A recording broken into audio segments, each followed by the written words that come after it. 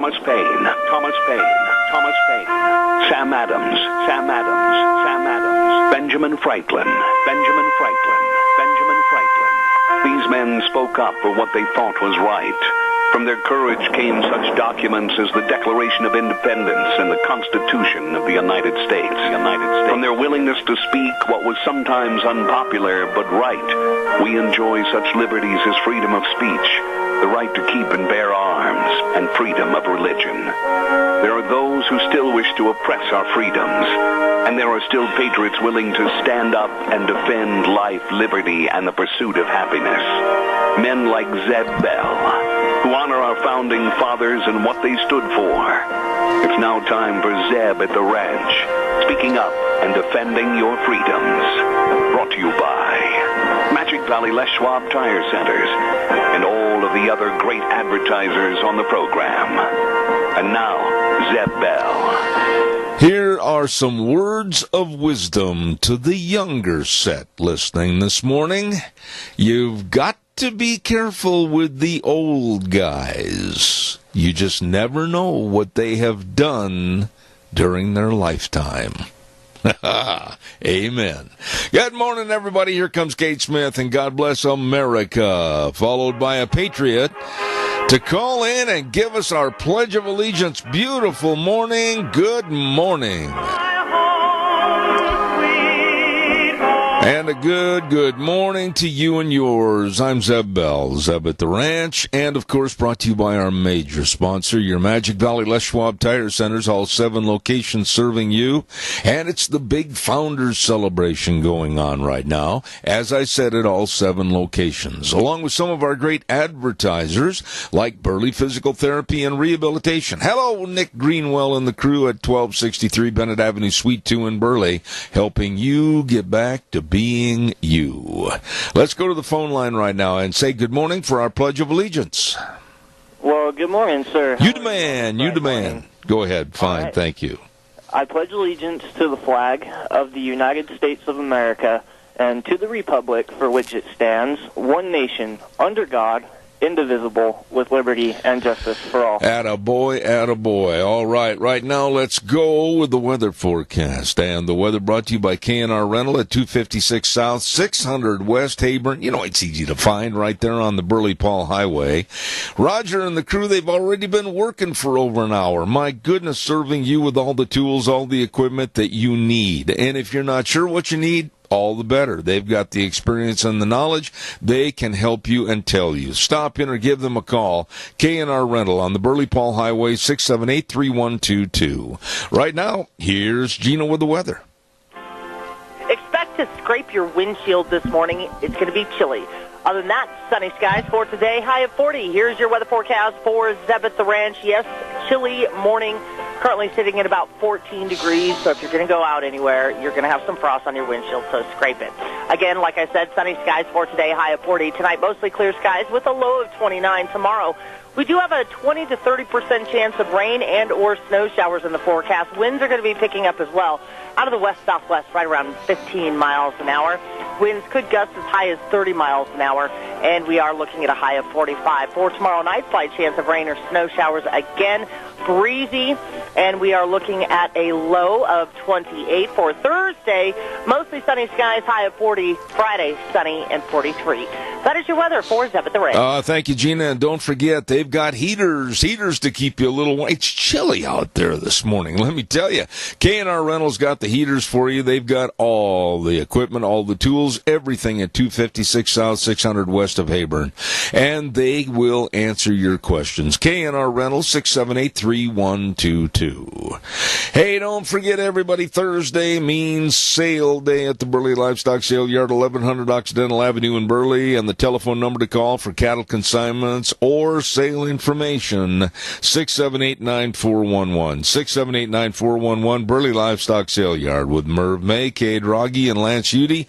The sale that works for you. And sale time probably around 10:30 on Thursday at the Burley Livestock Sale Yard. Don't you miss it.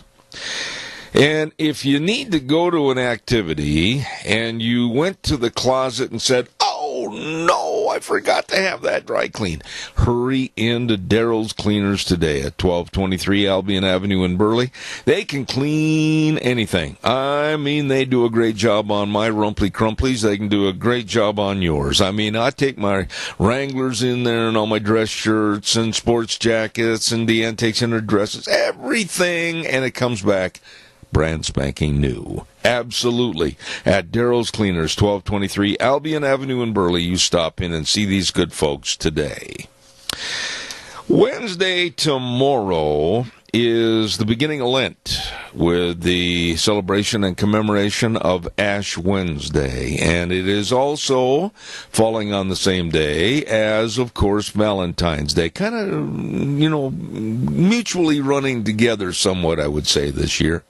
And treat your loved one to a really nice day and maybe a nice evening out to dinner or whatever. That leads me, boy, did that ever fall in good, to where I can tell you a little bit about some of our great Valentine sponsors. And then I'm going to get to our first story for this morning. Calls are welcome, 436-2244, 1-866-927-4587. Don't forget the Book Plaza with Colonel Dale and his very efficient staff at 220 West 11th Street in Burley. 220 West 11th Street, and they've got all the unique gifts to give your lovey on Valentine's Day. Books and precious moments, greeting cards, jewelry, music, everything at the Book Plaza in Burley. Really nice people. And Perkins Restaurant is going to have a real special at 800 North Overland in Burley. Yes, they are. A Valentine special dinner for two for $30. You better get in and check it out. All the great food, really nice people. Perkins Restaurant, 800 North Overland in Burley for Valentine's Day. And last but not least, Maury's Steakhouse at 219 East 3rd in Burley. Oh, they're going to have an all-you-can-eat prime rib and shrimp grand buffet. That's going to be good tomorrow night. You better stop in Maury's Steakhouse, 219 East 3rd in Burley. And those are some great people that are going to help you celebrate Valentine's Day tomorrow. All right, calls are welcome and appreciated. 436-2244, 1-866-927-4587. There is a lot being said in newspapers around the country and on radio stations and on television stations where the news media is just absolutely, I think fawning is a good word. They are falling all over themselves. They are blubbering, as the liberal news media does, about the sister to Kim Jong-un from North Korea. And I find that totally disgusting and apprehensible. I find no beauty in the North Korean situation. I do not trust these people. I don't want anything to do with them. Yesterday, The View, a TV show where four women, including the likes of Whoopi Goldberg and Joy Behar and others, they literally show the world how stupid they can be and how contemptuous they can be against this administration and, quite frankly, against our country. They denigrated Vice President Pence for doing something I certainly would have done exactly like him. And when the North Korean anthem was played at the Olympics, he did not stand. I would not have either. No way. And the seating that took place at the Olympics, I'm talking SEATING, not SEED. I'm talking about the seating that took place at the Olympics by putting President Pence or Vice President Pence, and his wife below the North Korean sister, if you will, who is the head of the propaganda department for North Korea. I thought the whole thing stunk. And Whoopi Goldberg and these other empty vases, they were running Trump down and mocking him and this administration. What is it with these newspapers and television stations? They are absolutely denigrating America. Why is the media, including even our Times News locally, going on and on and on and fawning over the bad guys and denigrating our own people here in this United States? That's a question I want you to call in and answer with me this morning.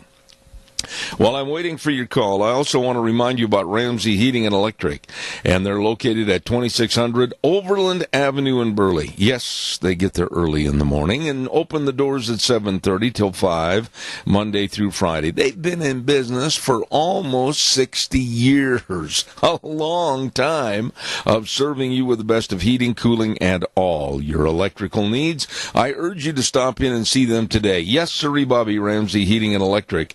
And the number to call in case you need help at your home, 678-0459. Ramsey Heating and Electric, serving you. Also, a great big shout-out to our friends, our buddies, over at Denny's Restaurant. Man, we're going to be there next week for the Zeb's Lunch Bunch on Thursday the 22nd. Hope you can join us. It's going to be our Valentine's lunch bunch, and we're just going to have a good fun. We have always a good time over there. Denny's Restaurant, of course, America's Diner at 611 North Overland in Burley, and another location at 291 Pole Line Road in Twin Falls. And, oh, my goodness, they're going to have all kinds of a special Valentine dinner for two over there. Check it out. Delicious food. Take your lovey in there for Valentine's Day. She's going to look at you with a twinkle in her eye at Denny's Restaurant, 611 North Overland in Burley, the home of Zeb's Lunch Bunch, America's Diner. All right, it's your turn. Give me a call, 436-2244, 1-866-927-4587. I will say this, and on this program, I guess I'm too old to worry if somebody's offended because I'm just not going to go down that road. If I were the president of the International Olympic Committee, and I had the power to really sway the rest of the Olympic board, I would have put thumbs down on having North Korea be a part of the Olympics. For some reason in the back of my mind, I'm reading and hearing and seeing notes of caution about having North Korea be a part of the Olympics. I think it's nothing but a snow job, if you will, with their propaganda about, oh, we want to be inclusive, oh, we want to be a part of the world. Why, that dirty, nasty, rotten United States, why, they're making us out to be just really bad people. Yes, here it comes. The pity party for North Korea. I think that's a major part of this. And then the girl, everybody thinks, why, she's just like Ivanka Trump, only nicer. Look at, she's a princess of the Olympics. It made my stomach turn. This sister is in charge of North Korea propaganda, and our media praises her. Let us keep in mind that their idea of population control over in North Korea is rounding up a bunch of people en masse and shooting them. That's the truth. And these vermin leaders of North Korea, they sent cheerleaders to the Olympics. Everybody's going, well, gee, isn't that nice? They've got cheerleaders. Why, it's just kind of a high school Harry rah-rah. Oh, my, aren't they wonderful? And I tell you what, it completely ridiculous. It makes me sick. There are 3 Americans right now being held prisoner by these animals in North Korea. One of the sons of one of the prisoners was on television early this morning at 4:40. They interviewed him about his father, who is a college professor, was over there on a teaching excursion, and for some reason the North Koreans held him, put him in prison, and he's sentenced to life.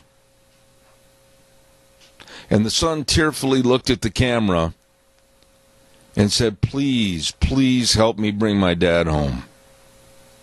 And yet our media in the United States, with the disgusting Whoopi Goldberg and Joy Behar, candidates for being Dunce of the Year, and all the media other than them is fawning and just going, oh, congratulations, North Korea. Oh, my goodness. What are your thoughts? You must have some. I am absolutely sickened by our media in this United States of America. They all need more than a slap as a wake-up call. They need a fist to the nose. They are repulsive for how they're treating this situation.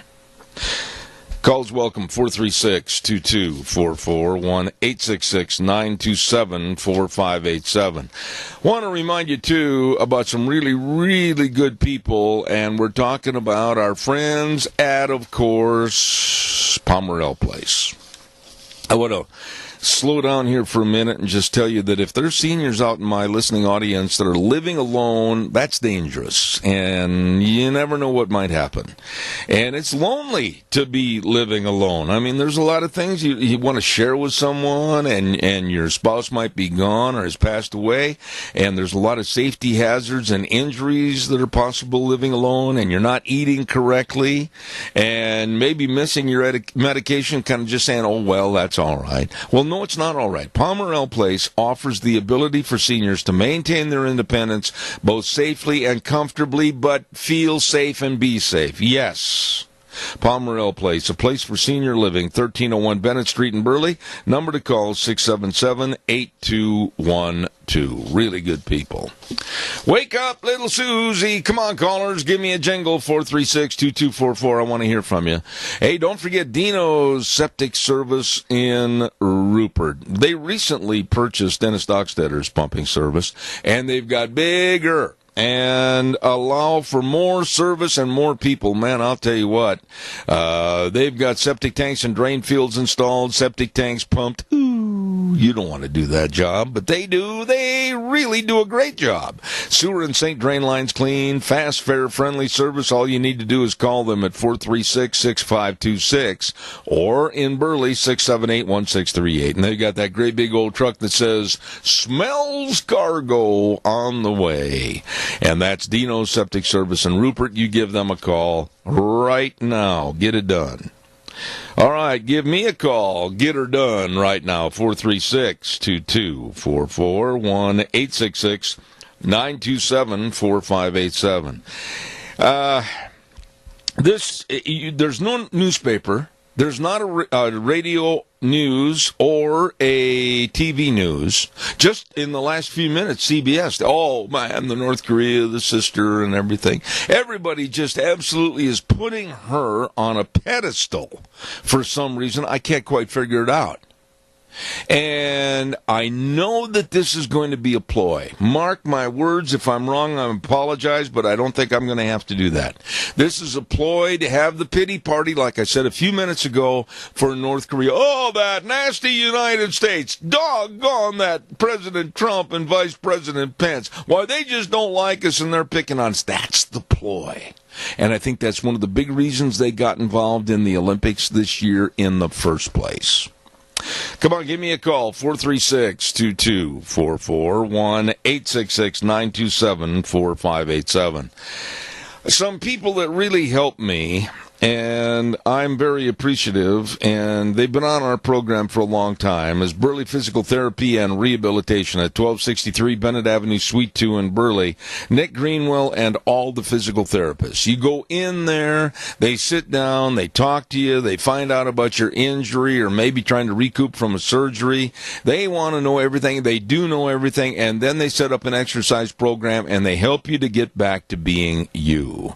My problems involve where, boy, the old legs weren't working very well, and they never did. But anyway, they're a lot better, feel a lot better. They put me in that hydrotherapy pool. Oh, boy, walked a million miles in there. It really helped. They can help you. Call them, 678-1191.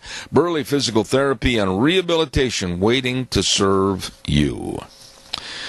All right, I'm waiting to hear from you. Give us a call, 436-2244, 1-866-927-4587. The Obamas, Barack and Michelle, oh, lovely couple, aren't they? They had their portraits painted. These are the most weird pictures, or portraits, if you will, that I've ever seen in my life. And I'll tell you why in a few minutes. Caller, go ahead, you're on the air. Good morning, Zeb. Yes, Joe. There is such a thing as a free lunch at the Senior Junction. That's the Burley Senior Center on South Overland. Today, we're having sloppy joes and all the trimming, but it's a single or a couple that have never been there before. I'm buying their lunch. Wow, Joe, I'm telling you, what a great man. We're having great lunches, and so just come on out and enjoy it. No matter how young or old you are. I look to see somebody there today. All right. Well, Joe, I'll keep plugging it for you, and thank you. You're a very generous and very kind man. Thank you so much. All right. All right. Have a good one. You heard what Joe Taylor said to a couple that has never eaten at the Senior Junction or had lunch, whatever. He is going to buy lunch for a couple that's never been there before. Today, a free lunch, compliments of our dear friend Joe Taylor. What a nice man, and I have so much admiration for him. Calls are welcome, 436-2244, 1-866-927-4587.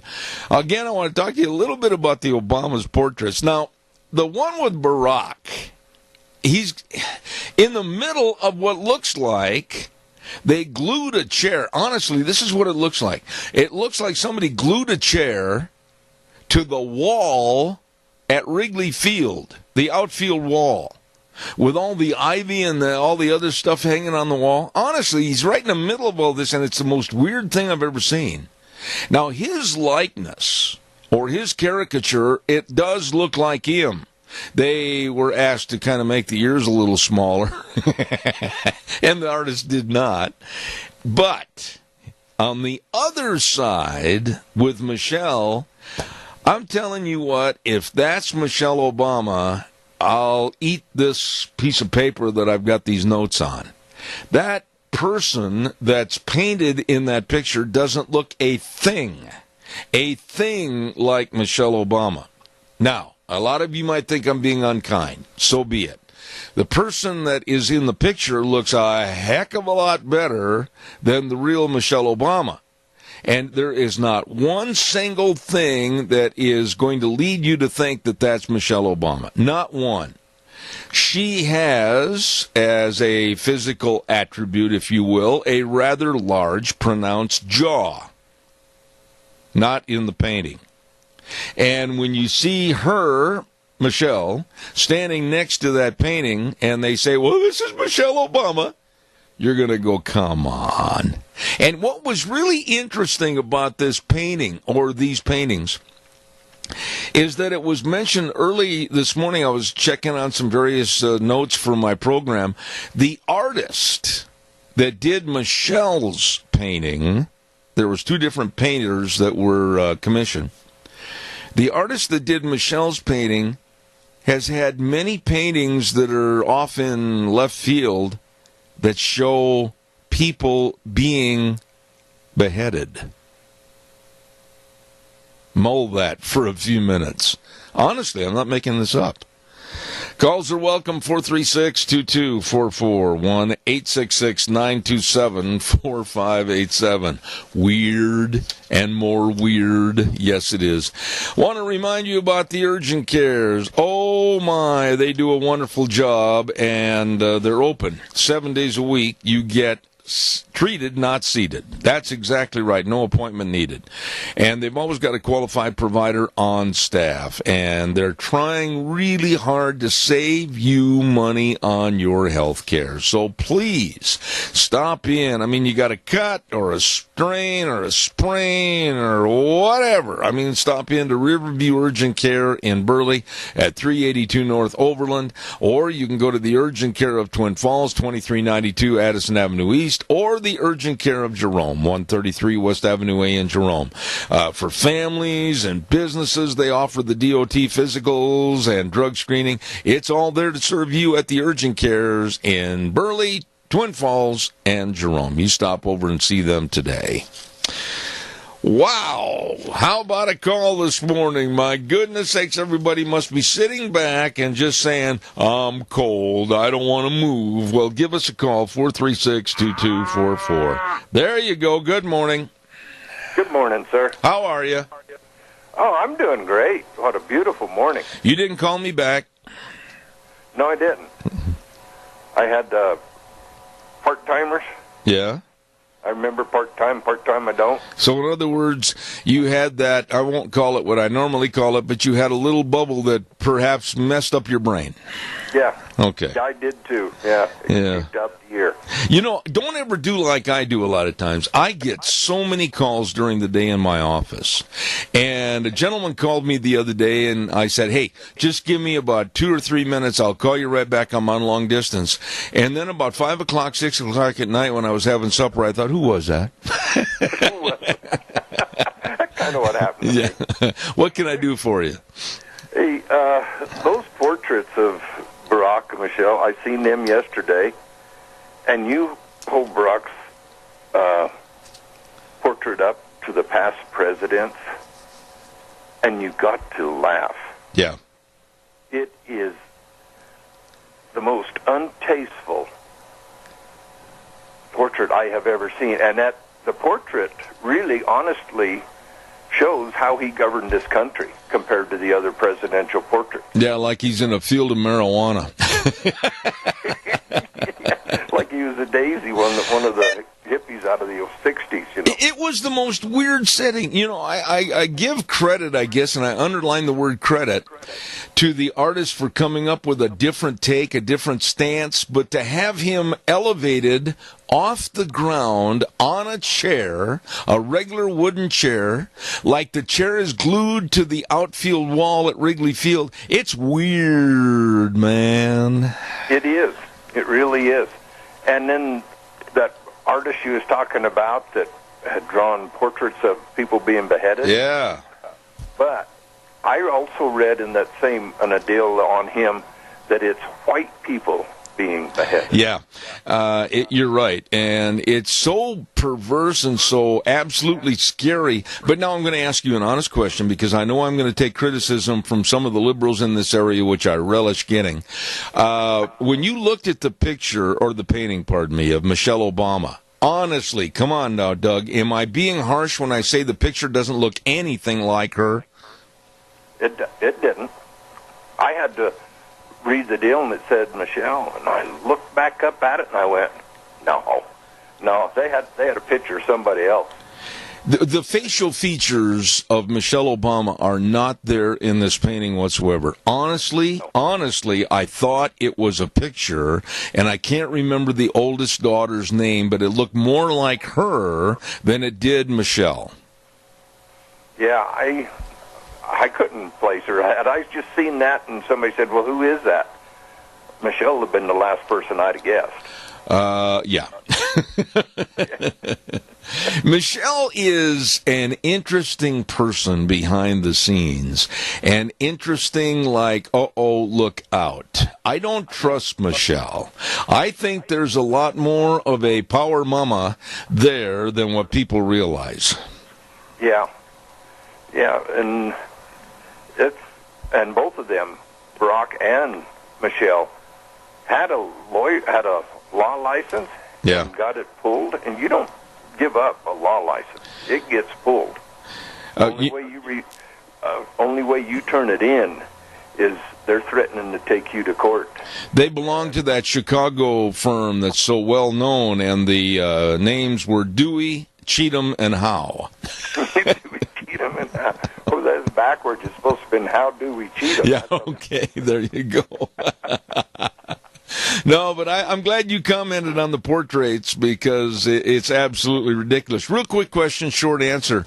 What did you think about, honestly, it's been going on since the Olympics started, the absolute getting down on their knees, the American media, and just going, oh, North Korea, they're so wonderful. It's pathetic.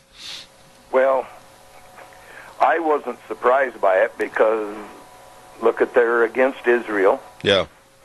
And they were for Saddam, they're for Iran. You know, they are pro-communist, they're pro-dictators. Yep. And if they like that, and they think that's the best thing, and that's what they want here in America, I have a suggestion. Mm-hmm. Go over there, live under it for 6 months, maybe 6 years. Live under it, and then come back and see if that's what you want here. No, you're wrong. Don't come back. Don't come back. Yeah. Yeah, go to North Korea and whine and praise him, and then do something that'll make you mad, and then we won't see you again. There you go. All right, give us the tagline. Here we go. Here we go. Okay, everybody, let's take care of our seniors. Let's do what we can. Remember, their sweat and their hard work built this country, and the benefits we are enjoying, it's time we take care of them. All right, Doug. Thank you so much. Appreciate you, guy. God bless you. All right. Hey, we want to remind everybody, calls are welcome. Man, oh man, we need more calls. We need to fill the cup so that our cup runneth over. That's pretty dramatic. Berry Equipment and Rental, Sales, Service, and Parts, 159 West Highway 30 in Burley with Juan. Hello, Juan, the old football coach. And at 465 Addison Avenue West in Twin Falls with Eli, the old Green Bay Packer fan. Go, Packers, go, back, go. And, of course, they've got another location up in Nampa. And, boy, if you're looking for a new skid steer, compact track loader, or mini excavator, they've got them all at Berry Equipment and Rental. And of course all the equipment rentals, retail equipment sales, everything, and they've got a whole herd of bobcats over there at all locations ready to serve you at Berry Equipment and Rental. Burley, Twin Falls, and Nampa. You stop in and see them today. Really good people. Oh, by the way, too, I want to remind you that tomorrow, of course, is Valentine's Day. And if you haven't called for a reservation at the dry dock for tomorrow night, Wednesday night, oh, my goodness, what are you waiting on? And that dry dock is located at 181 West Highway 30 in Burley. Oh, it is so good. Oh, they've got a Valentine's special, a 10 to 12-ounce New York steak and 3 tiger shrimp, or a 6-ounce salmon and 3 tiger shrimp. All the goodies to go along with it. Oh, I'm telling you, the hours are 5:30 to 9:30, and they're going to have that special Wednesday, Friday, and Saturday. Call for reservations right now, 678-2628. I'll repeat it, 678-2628, the dry dock in Burley. Happy Valentine's Day. All right, your turn. Come on, I want to hear from you. 436-2244, 1-866-927-4587. Give me a call. Susan Rice scares me, always did when she worked with the Obama administration. I didn't like her, I didn't trust her, and I think even more so this morning. Sweet little Susie, a very close, underline the word close, friend to Barack Obama. And now little memos are trickling out and being found out about, and one is kind of particularly interesting. On January 5th was the last, the supposedly, I got to get this right, on the day of the inauguration, let me back up, of President Trump, there was a memo from Susan Rice to herself. And it's in regards to a meeting with the President Barack Obama at that time back on January 5th. So we're talking 15 days difference. But the memo was like it was written in the past tense that actually was future tense to protect their behinds at present tense. This whole thing, and I've listened to a lot of these people on television this morning try to say, well, why would she write a memo to herself and pretend basically that it was written 2 weeks earlier, and the phrase in the book, or by the book, by the book was used on multiple occasions, as if they were trying to cover something up. Oh my, what would that be? Well, it could have very well been the behind the scenes, under the table, across the carpet, and through the closet, underhanded way that they were trying to do bad things to the Trump administration. But why would she send on the 20th, Trump's inauguration day, when really she's out of a job at that point? She does not work for the government.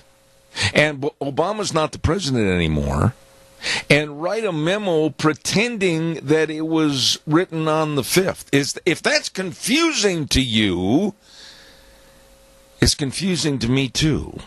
And it's almost like a cover-up.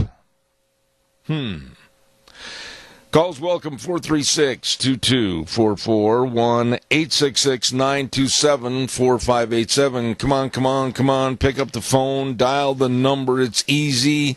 I will be so nice to you, you'll think you called somebody else. I want to remind you about a big President's Day sale that's going on right now, all the way through this next Monday at Redder Showcase, 2611 Overland and Burley. They've got all the Whirlpool and the Maytag and the Amana and the KitchenAid products on sale. And, oh, by the way, too, they have the biggest bedding department in Mini-Cassia area. Oh, my goodness, all the mattresses, everything. Don't forget, up to 18 months, same as cash on approved credit. And this big President's Day sale is going on right now, this minute. Stop in. Get the car, Martha. We're going to Redder Showcase, 2611 Overland in Burley. Wow. Okay, give me a holler. I'm starting to feel like maybe I didn't put the right deodorant on this morning or something. Charlie Hurt, editorial columnist for the Wall Street Journal and other newspapers across the country, said yesterday, and you know this is really the truth, and I know he's probably getting a lot of guff over this, but he said the Democratic Party from years and years ago with the Hubert Humphreys and the John F. Kennedys, and in that era, the Democrats were the party that was really out espousing the fact that you need to get to work, you need to make something of yourself, and you need to build a career. And he said if you look at it right now today, and I'm paraphrasing, but I'm pretty close on his direct quotation. Charlie Hurt said, the work ethic that used to be promoted by the Democratic Party is gone. Now it's a party of gimme, gimme, gimme. It's a party of welfare. It's a party of, oh, well, join us, vote for us, and we'll give you everything. And I thought that was really poignant, what he said yesterday. The work ethic that used to be promoted by the Democratic Party is gone. Calls welcome, 436-2244, 1-866-927-4587. Right now, let's have our weather forecast brought to you by Mount Harrison Audiology and Hearing Aids. And, of course, they're located right behind the Minidoka Hospital across from the emergency room, and the number to call to make a hearing screening appointment, 312-0957. Dr. Christine Pickup, and now they announced that Dr. Courtney Mitchell is also involved in the practice, and they are really taking care of your hearing needs at Mount Harrison Audiology and Hearing Aids. Call today, 312-0957. Right now, here's the weather. Expect to scrape your windshield this morning. It's going to be chilly. Other than that, sunny skies for today, high of 40. Here's your weather forecast for Zeb at the Ranch. Yes, chilly morning, currently sitting at about 14 degrees. So if you're going to go out anywhere, you're going to have some frost on your windshield, so scrape it. Again, like I said, sunny skies for today, high of 40. Tonight, mostly clear skies with a low of 29. Tomorrow, we do have a 20 to 30% chance of rain and or snow showers in the forecast. Winds are going to be picking up as well. Out of the west-southwest, right around 15 miles an hour. Winds could gust as high as 30 miles an hour, and we are looking at a high of 45. For tomorrow night, slight chance of rain or snow showers again. Breezy, and we are looking at a low of 28 for Thursday. Mostly sunny skies, high of 40. Friday, sunny and 43. That is your weather for Zeb at the Ranch. Thank you, Gina. And the weather brought to you by Mount Harrison Audiology and Hearing Aids.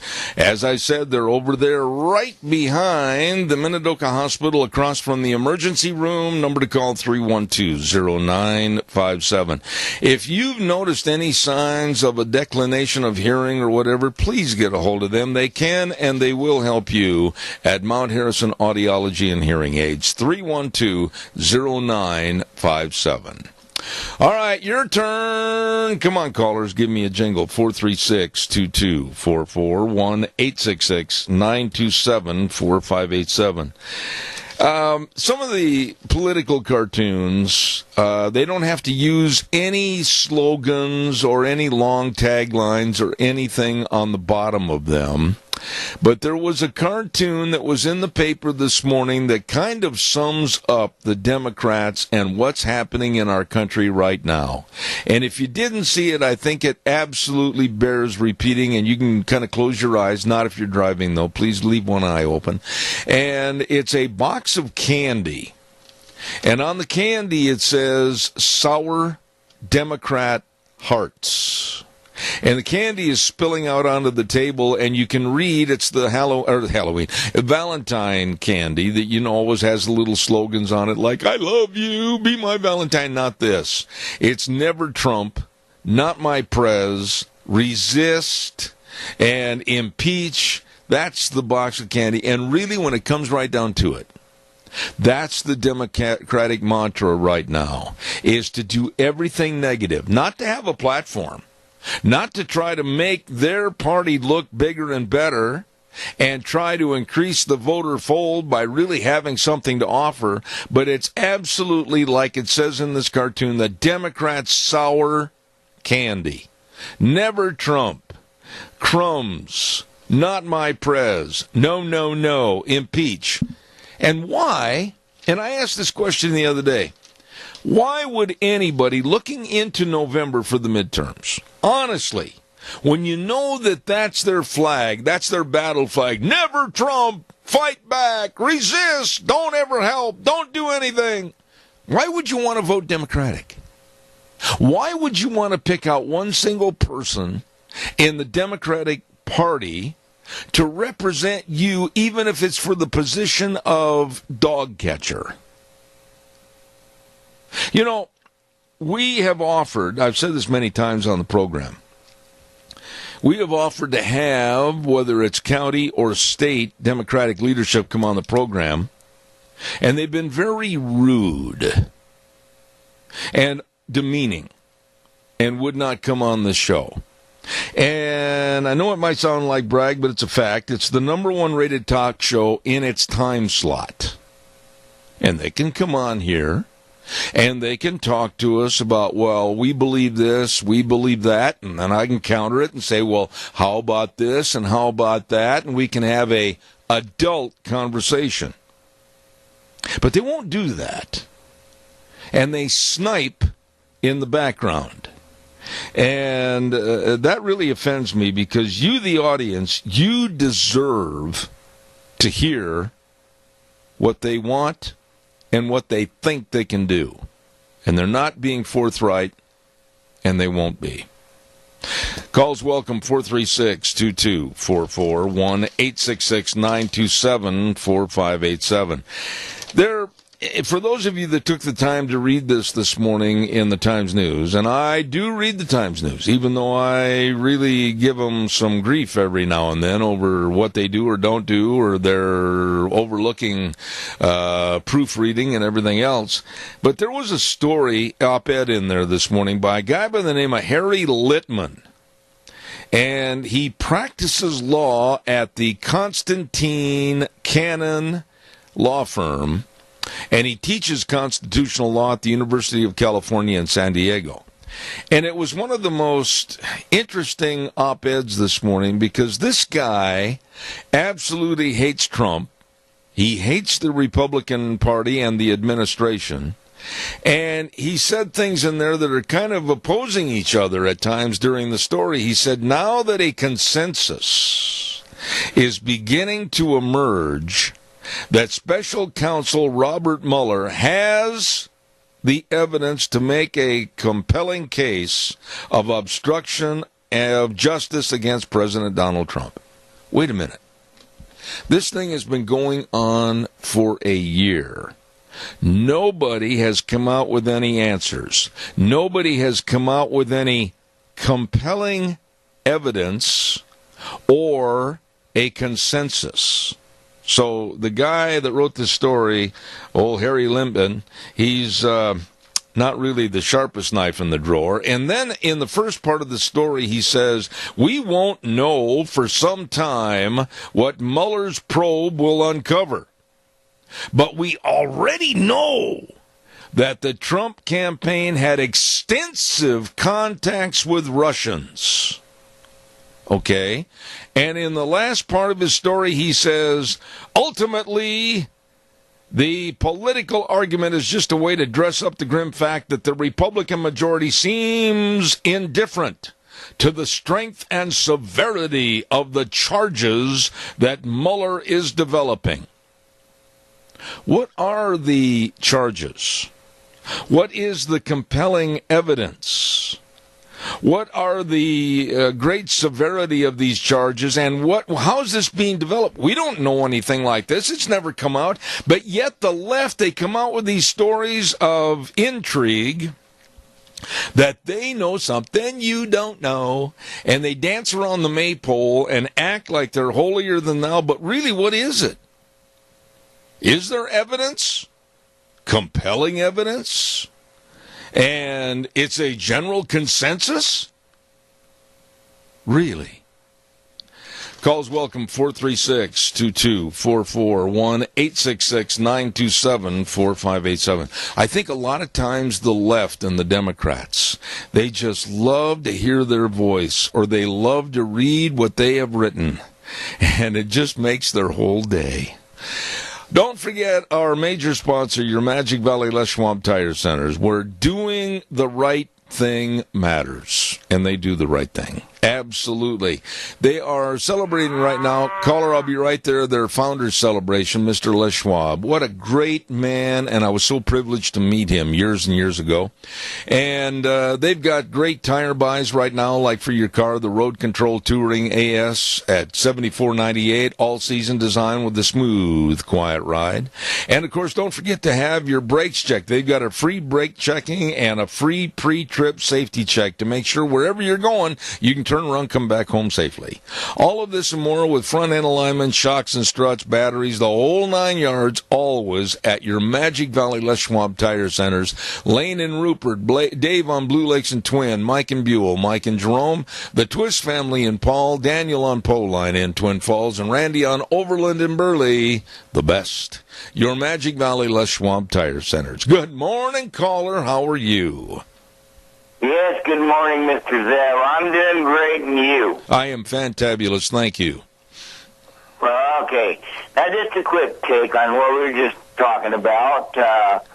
It sure seems like, for the past 20, 30 years in particular, they have a little before then, but in the past 20 to 30 years in particular, the Democrats have really been trying to live on pipe dreams. Okay. All right. Why do you say that? What reason do you give for that? Well, like with this pundit you were just talking about, that was talking about Mueller having all the answers and everything. Yeah. Figuring they had everything that they needed to throw the book at Trump. You can think of that, and you can think of several other instances where people hope the end is near for him, and and what have you. And like I said, with this Russian investigation for the last year. Yeah, I agree with you, because this nincompoop that wrote this op-ed, he says the evidence appears overwhelming that Trump has been rabid to shut down the investigation and savage anybody involved with it. I haven't seen that. Have you? I haven't seen a thing on it. It's just, like I said, it's just what been all this hearsay. That's all it's been. Yeah. It's never been good, concrete, solid evidence. It's just all, this is what I'm hoping, this is what I'm thinking, I'm wishing it happened. It's more of what, it just doesn't sound right when it comes from them. I agree with you, and I always look forward to hearing from you in the morning. Thank you for your call, and I hope you have a wonderful day. Thank you very much. You too. All right, sir. Take care. Thank you. Yeah, that one line in this story about the evidence appears overwhelming. Well, gee, let's stop quickly. Just take a few seconds. What evidence is overwhelming that this particular writer, Harry Littman, knows about or wants to write about. I'd sure like to know. That's the problem with these people. They are over-theatrical, and they love hearing themselves on news clips on the news or writing these stupid op-ed pieces that are illustrious Times News prints. Ridiculous. Okay, let's go to the news from CBS and hear more of it. And I'll be back in about 7 minutes with Zeb at the Ranch. Carl Schramm's coming up next hour. Don't miss it. And then at 9:30, the Idaho Legislative Update. Wheels, take it away. Oh, goody.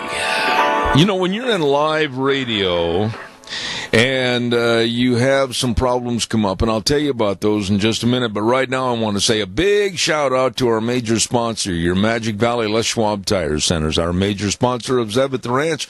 All 7 locations serving you. You stop in and see them today, along with our great our great advertisers. I've been having a little cold in my throat for the last 2 weeks, like Burley Physical Therapy and Rehabilitation, 1263 Bennett Avenue, Suite 2 in Burley, helping you get back to being you. You know, I can see old Wheels over there with his finger on the button, ready to tell us all about Western Waste Services. From the canyons of the Snake River and all across southern Idaho, we're always at your disposal. Western Waste Services, we care about our community, our resources, and this great land. Western Waste Services is lending a hand, always at your disposal. Western Waste Services. Oh, my goodness sakes, Deanne said the other day, when are we going to get the dumpster to clean out your office? I got to get that done. And the garage, and the basement, and whatever. They will drop off a dumpster, you fill it up, they'll come and get it. Western Waste Services, always at your disposal. You call them today. They are the best at what they do. Plain and simple. 734-6969. Don't forget, Western Waste Services, always at your disposal. Wheels, when I'm doing a commercial, I can't talk to you, but I know what you're talking about. And Carl Schramm is not available. He called or sent an email during the 9 o'clock news. Nice of him to give us 5 minutes and say he's not going to be on the program. Oh, all right. Well, I had just gotten him on the phone, but Mr. Bert Stevenson had called in too, so I have them both on, and so... No, you tell Mr. Schramm that I was notified he wouldn't be on the air this morning. We're going to go with Representative Bert Stevenson. All right, sir. Sounds good. I'll be right there. Thank you very much. And before I get with Representative Stevenson, I also want to remind everybody about Intermountain Regional Hospital, Cassia Regional Hospital, and they are dear friends of ours. I'm still a little bit teed off. And we want to say a big thank you to them. Every Thursday, we have a special segment on our program to where we have these folks on our program. You get a chance to know them, hear about their departments, etc. Cassia Regional Hospital provides you and your family excellent health care, answers, and services. They're right here close to home, and that's Cassia Regional Hospital, offering the latest technological advances in medicine, like their new oncology programs, telehealth, which, by the way, telehealth using electronic information and telecommunications to promote long-distance patient and clinical health care. Wow. It's really something to learn about and hear about. Your friends, your neighbors, and all the folks at Cassia Regional Hospital providing quality care close to home. Wonderful, nice people. Yeah. Well, hang on just a minute, and I want to also tell you about our friends over at Hanson Mortuary. And, of course, we really, really, really appreciate Joel Heward. Man, he's always got a smile on his face. He's always optimistic. He's always there to serve with his family and his staff, and serving the families around the area with the highest ethical standards with unquestioned integrity. When there's the passing of a loved one, please remember the name and the number. Hanson Mortuary at 436-5636. And they have so much information to give all of us on the pre-planning of funerals so that it doesn't become a huge burden on our families. Please call and find out more. 436-5636. And that's Hanson Mortuary in Rupert. And Joel Heward also serving you at Morris and Payne Funeral Home on East Main in Burley. Right now, I'm going to go to the phone line, and I'm just going to say this. This man is a life preserver. He is absolutely there, Johnny on the spot, when I needed him this morning. We were told that our guest was not going to make it. I called him during the news, and I said, Bert, would you please come on the air and talk about the water situation in Idaho, which is very, very important right now. And so here he is, former representative and dear friend, Bert Stevenson. Good morning. Good morning, Zeb. It's kind of interesting. We look out the window today, and it's quite a lot different than it was a year ago today. Well, let me ask you this, Bert, and I got to be very honest with you. You and I have talked many, many times. A guy like me on crutches, I don't like snow and ice, but we need it. How far behind on moisture up in the mountains are we for this year? Well, Zeb, we're not... for the Snake River water system, we're not too bad. In fact, we're a little above normal for Palisades and the upper Snake reservoirs, and we come through with full. Now you get over in the Waihees in the southern part of the state. It's or when I say southern, as if we're not southern here, but when you get on the south side of the Snake River, then they haven't had near the snow, and some of those people, you get over in the Waihees, and they're down to about 35% of normal. So. Now, when you say that 35% of normal, what about the reservoir system, the canal system? Will we, in the entirety of the state, probably have enough water for a good irrigation season this year? We will, but we will probably drain our reservoirs lower than we would like to. Okay, Bert, now when you say lower than what you would like to, is there a definitive percentage that you try to keep in every year? We like to see those reservoirs about 40% full when we complete an irrigation season. That ensures us that we'll have enough, and that gives us room to put the water in that comes over the winter. Right now we've got about 5,000 CFS going past Milner Dam. We really like to see that less. And with recharge, we're able to, each year to bring that down a little more as we get more recharge sites. Okay, now you mentioned recharge, and that brings me to a point of asking, they left the water in Murtaugh Lake this year. Is that because of and for a recharge situation? That is the Twin Falls Canal Company. Murtaugh Lake is a regulating body for the Twin Falls Canal Company, and they're participating with us. They're putting about, I think, around 35 CFS daily into Murtaugh Lake, and that percolates into the ground and helps our groundwater situation. So that's a real blessing to us. Then we've got some on the Miller-Gooding Canal that's being really successful this year. We're developing some on the North Side Canal. When we hopefully by next fall we'll have those where we can run water into there. So right now the concern for the state is probably over in southwest Idaho, like you said, over in the Hawaii area, etc. Is that a point of concern now that everybody's kind of scratching their head and worrying, or is there still ample time to take care of that situation? Well, Zeb, when you look at the weather patterns, most of that moisture that we've been getting is going to North Idaho. North Idaho is about 115 to 120% of normal. Wow! And that water's going there. And one of the reasons that the Upper Snake and the Palisades drainage is that those storms are coming down the Continental Divide, and we're benefiting from that. And unless those storm patterns change, the Hawaii's and over in that area is going to be really in a world of hurt. Now, can they, over in that area of the state, if there's an overabundance or a surplus in other areas, can they obtain through the canal systems enough water to get them through?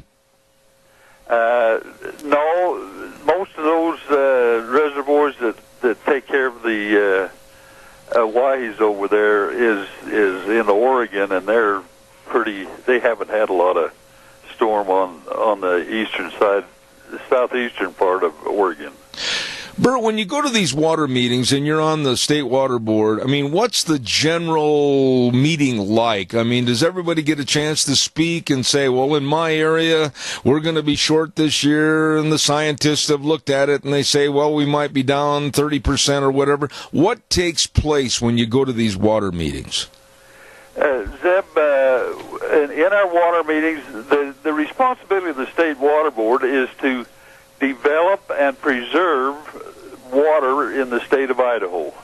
And when you look at the amount of water that goes out of the state of Idaho, we have, but the problem is getting it where we need it and preserving it there. Okay. It's you and I both know, because of the environmental community and attitude, it's impossible to put in another dam. We've looked at putting in the Galloway Dam up on the Weezer River, and there's just no way that we can pencil that one out and get the environmentalists to let us even get to first base. Well, what do they, the environmentalists, the thorn and all the roses, what do they want or don't want? When you say that you want a dam, you need a dam, this area needs more water, what are they doing and saying that it's a definite no? They want things left in their natural state. In fact, if they had their druthers, they would take out the 4 lower dams on the Snake River. We would like a natural free-flowing.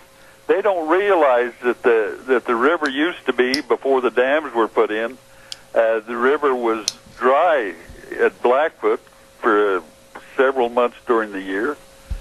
And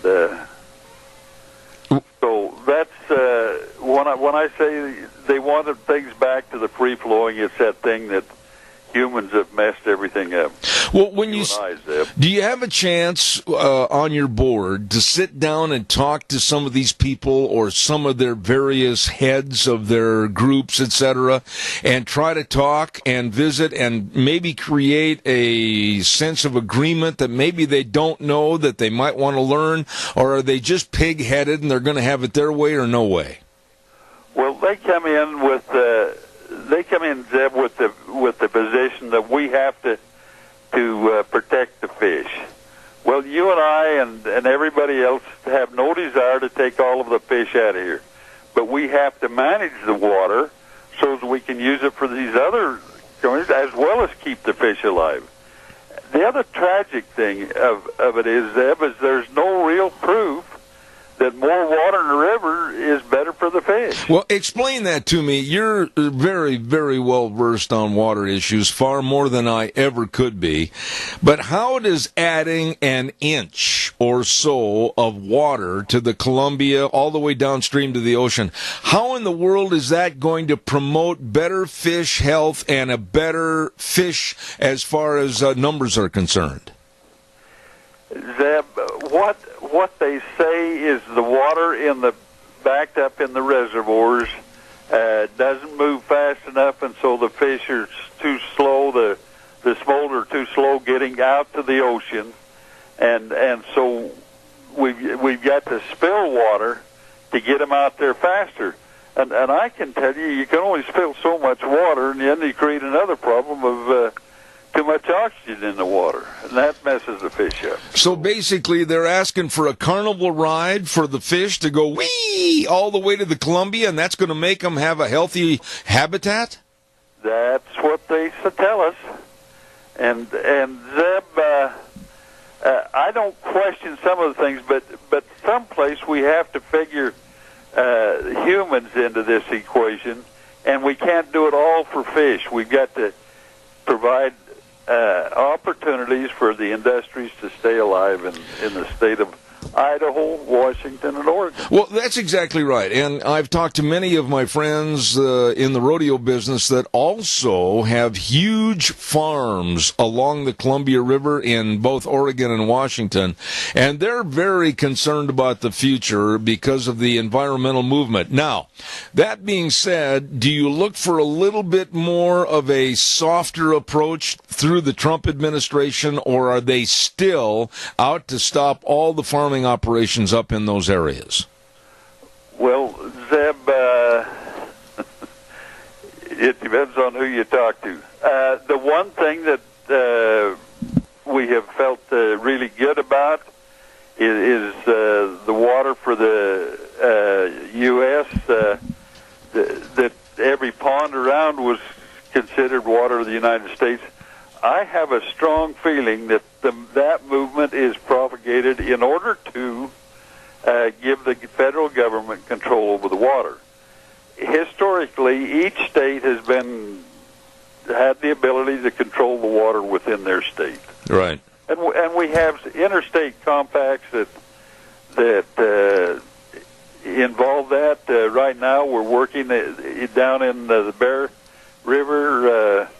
We share that with Wyoming and Utah, and we've got along really quite well over the years with that. And so we have these compacts and work them out with people, and that's the way we ought to be doing, where we share water with another state. But when you get the federal government come in, and then you get the environmentalists, and they want it all. I have had many of the lawyers of the Pacific Legal Foundation, and they've been fighting WOTUS, which is Waters of the United States, and they have won some small victories. But what about this thing? I mean, with ponding of water on your private property. You know, Bert, you and I have talked about this before. After a rainstorm, if I have ponding, if you will, out in my arena, the way the law is written, I could be illegal and I could be fined by the government if I go out and take a shovel and divert that water out of there to dry things up. This is ridiculous. If you do that, if you have a pond there, you may have to get an NPDES permit to show how you're going to take care of that water that isn't going to affect anybody. Zeb, one of the things that's just happened here in the last week or so on that is the Supreme Court ruled that they couldn't do that. They had to go back to a district court to file their lawsuit for WOTUS. And the danger of this is that we had it blocked, had an injunction in, but that was done by a federal court, and we may have to go back and fight this war all over again. Well, now, I'm going to ask you this question, and maybe I'm being way too naive over this, and I don't understand a lot of it, but if I go out, going back to my situation or yours or anyone else, and divert a puddle to have it dry up so that it's not affecting the use of my private property, how do they find out these things? Well, Zeb, you remember that big camera that's in the sky that you can get on your internet and see pictures of everybody around in the country? Well, they have those trained. They can take out every puddle of water in the country. Well, but the thing is, our personal private property rights have been eroded. They've been thwarted. They've been torn apart by a government that wants total control. I don't think that you, as a great farmer over on the north side, if there was a big, huge puddle going into your shop, I doubt seriously if you'd worry too much about the waters of the United States. Zip, I'm going to make a comment, and you may or may not appreciate what I say, but if it had not been for Trump getting into office, we would not have any control over personal property or personal property rights, because that was the intention of the former President of the United States. And Zeb, tell you that we are lucky that we've got Donald Trump. Now, I have some boys that would take me to the woodshed for saying that on the air, but I'm an old man, and that's okay. Well, you and I both agree, and the very insidious attitude of the left and the way they were trying to cozy up to Hillary Clinton and the format of the Democratic Party, it scares me to death. And I'm just hoping and praying that if Trump is only a one-term president, I'm certainly hoping and praying that whoever gets in there will use common sense instead of the mantra of the government has to be in complete control. So, Zeb, I want to make a couple of comments about the recharge. We've been really fortunate because of the water that's been going on past. Since the 1st of January, they've been sending all the water past. They haven't been putting any in storage up above because the reservoirs are full. And right now, we've got about 5,000 CFS going past Milner. We're able to recharge about probably 3 or 4, probably maybe even up as 600 CFS right now. Wow. But and that makes a real difference what we're doing in the aquifer, and it makes it easier for us with the Surface Water Coalition and the groundwater people. It makes it lots easier to meet the commitments that they've made. You know, I want to say, Bert, you are not only a dear friend, but you are very articulate about all the water needs and wants in this great state of Idaho. Thank you for coming on. He didn't have any time to prepare. Everything was off the cuff. Thank you so much. You and Elaine are dear friends, and God bless you. Thank you for coming on the program. Hey, Zeb, thank you for giving me the privilege. All right, sir. Appreciate you. All right, take care, Bert. Thank you so much. Former Representative Bert Stevenson, and he's on the State Water Board, and just really a great gentleman, and I'm very proud to call him my friend.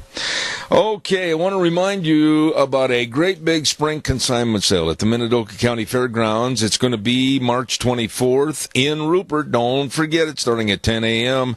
Rogge Auction Company is going to manage this great big spring consignment sale, and they're taking consignments right now for farm equipment, four-wheelers, tractors, panels, livestock, all kinds of things. No household goods or tires, please. Call Ron at 431-6187 or Kate at 431-0074 or Jed at 670-4042. And don't forget the big spring consignment sale at the Minidoka County Fairgrounds on March 24th, managed by Rogge Auction. Really, really good people. Well, when you start talking about really, really good people, you've got to talk about our friends over at Lee's Furniture, Floors, and More. Hello, Jeff Bronson, everybody at 459 Overland Avenue in Burley. Oh, my. They are getting ready for a great big President's Day sale. It's going to be this Friday, Saturday, and next Monday. You do not want to miss this. Woohoo, baby. I mean, 40% off entire furniture inventory, whether it's the recliners or whether it's the sofas or whatever. You'd better plan on being there at the great big Lee's Furniture, Floors, and More great big President's Day sale. Don't miss this. It's going to save you money and beautify your home. Lee's Furniture, Floors, and More at 459 Overland in Burley. Really nice people. And before we get our next guest on the air, I want to also remind you about Let's Ride. Oh, boy, yeah, let's get on the old four-wheeler and take a little tour of the beautiful country here in southern Idaho. Or maybe go snow machining. They've got everything over there at Let's Ride, 270 Highway 24 between Rupert and the World. They're open Monday through Friday, 9 to 6, Saturdays, 9 to 4. Nick, Randy, the whole crew. Great accessory department. What a service department with Tyson and the crew. I'm telling you, this is the place to go. Let's Ride. And again, I want to urge you, we step in the showroom, they've got everything. I mean, it's just cram full of fun because this is where the fun is sold. Let's Ride over by Rupert, where the fun is sold. You stop in and see them today.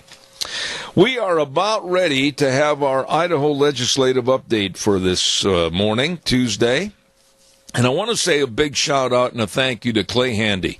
Clay is very, very helpful in helping promote what's going on at our state legislature and the great people that represent us.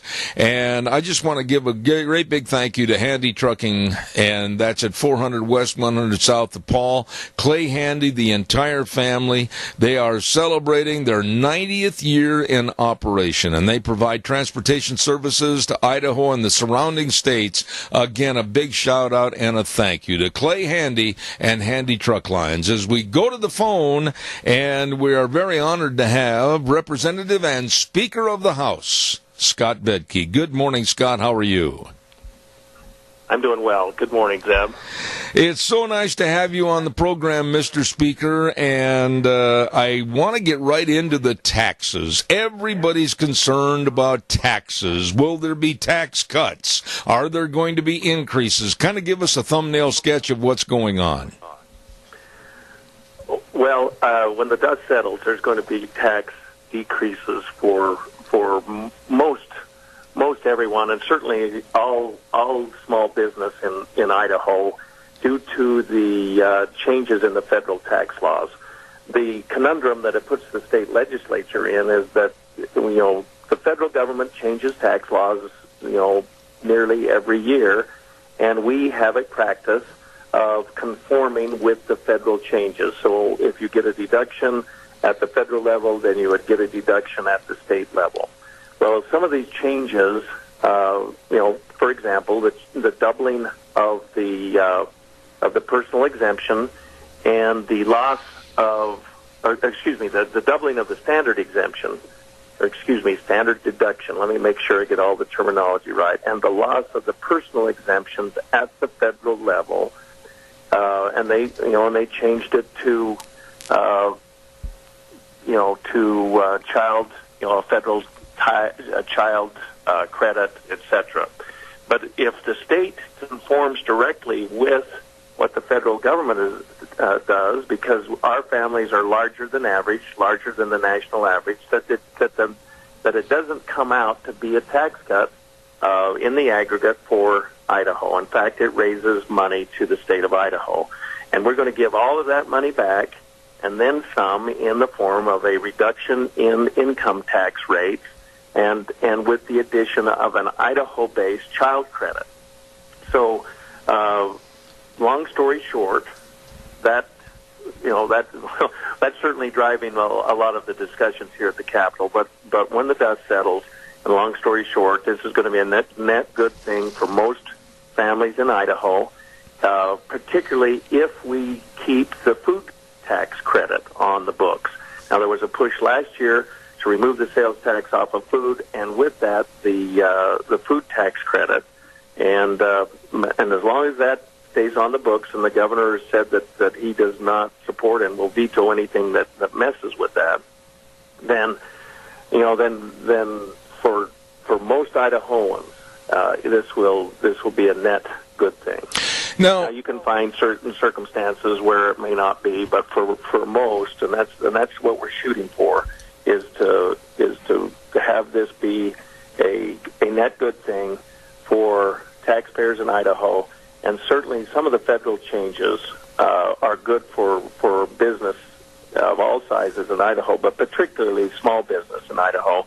The ability to exempt 20% of the pass-through money from your business back to your personal, into your personal tax situation is a good thing. So if you have an LLC or a sub-S or a partnership or a sole proprietorship, which most of the small businesses in Idaho fall into one of those categories, then this is a direct tax cut to that business income, and it shows up in your individual income tax schedule. So anyway, it's complicated on some level, but it's not all that complicated if you stay at 10,000 feet but that's certainly driving the discussions a lot right now in the Capitol. You know, Scott, let me ask you this, and I'm simplifying the way I want to ask this, because a lot of folks, whether they're elderly or whether they're newly married or, like you said, maybe they're small business owners, to keep up with all the new tax laws and to keep abreast of what's happening with taxes, it's almost impossible, is it not, to do your taxes yourself? Well, yes and no. I mean, it was plenty complicated before that, and we were able to struggle through it. You know, most small businesses employ an accountant of some kind, or use some type of tax preparation software, and I believe that those changes are now, you know, in the upgrades that are available for TurboTax and some of these other tax preparation software, but. Yeah, it's different than it used to be, but probably by the time we have this conversation in a year or two, it'll be just as familiar to us as the old system was. But that's not to say that the old system was simple by any stretch. But anyway, yeah, the changing from one paradigm to another is always somewhat difficult, but and that's what we're doing here, and it just takes time for everybody to get their minds around it.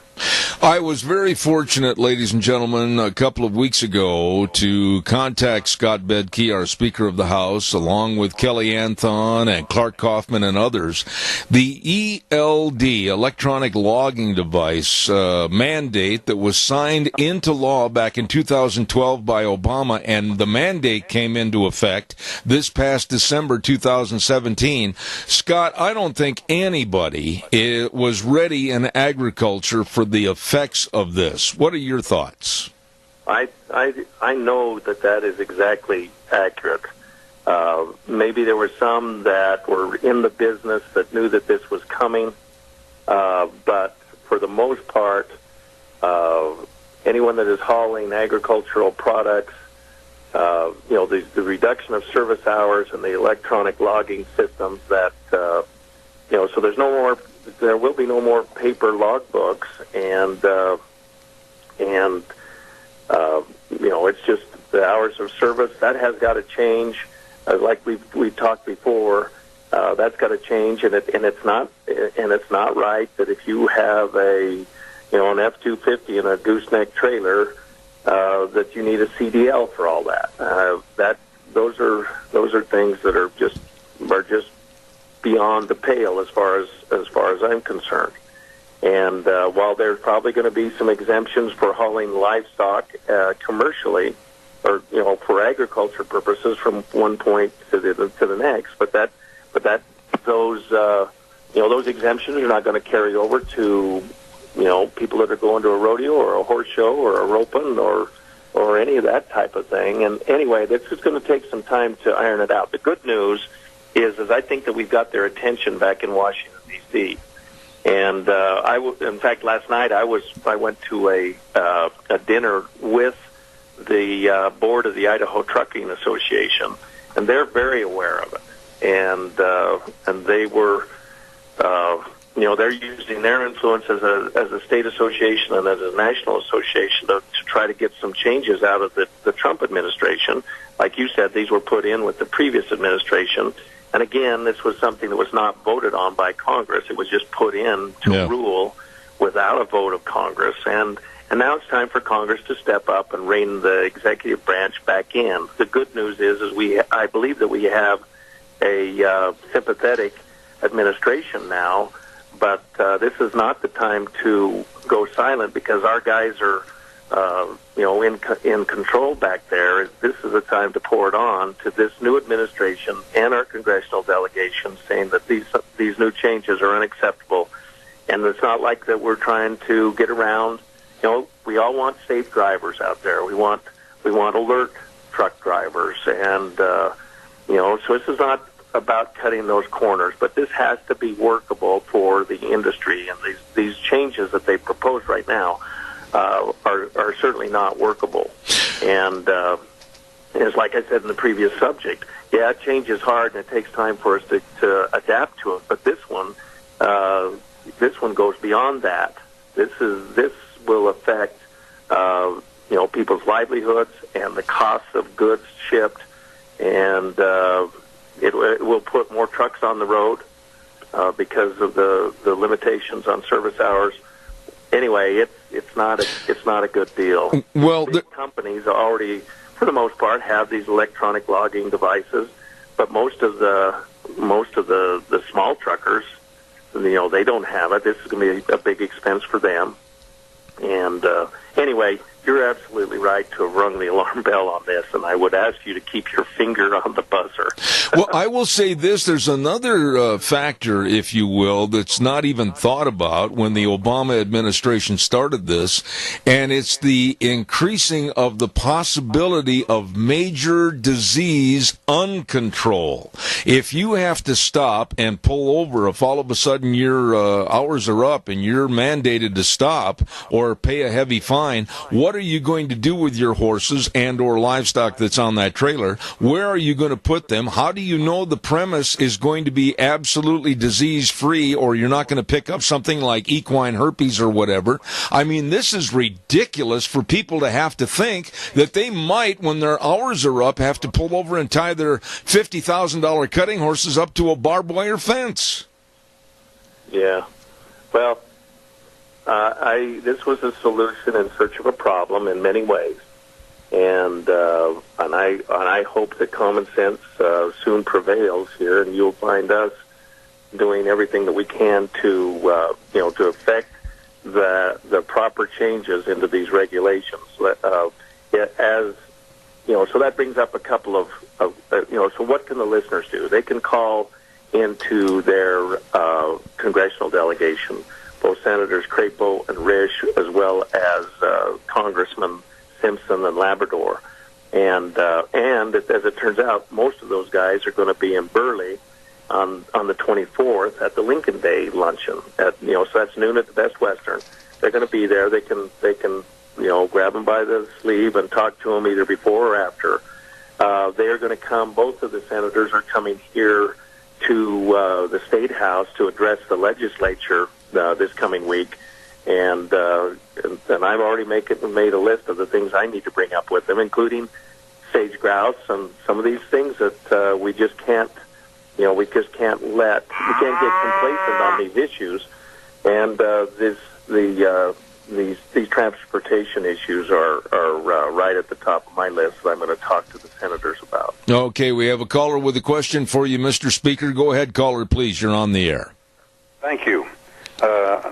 Zeb, can you ask your guest, this law that's coming in, two questions.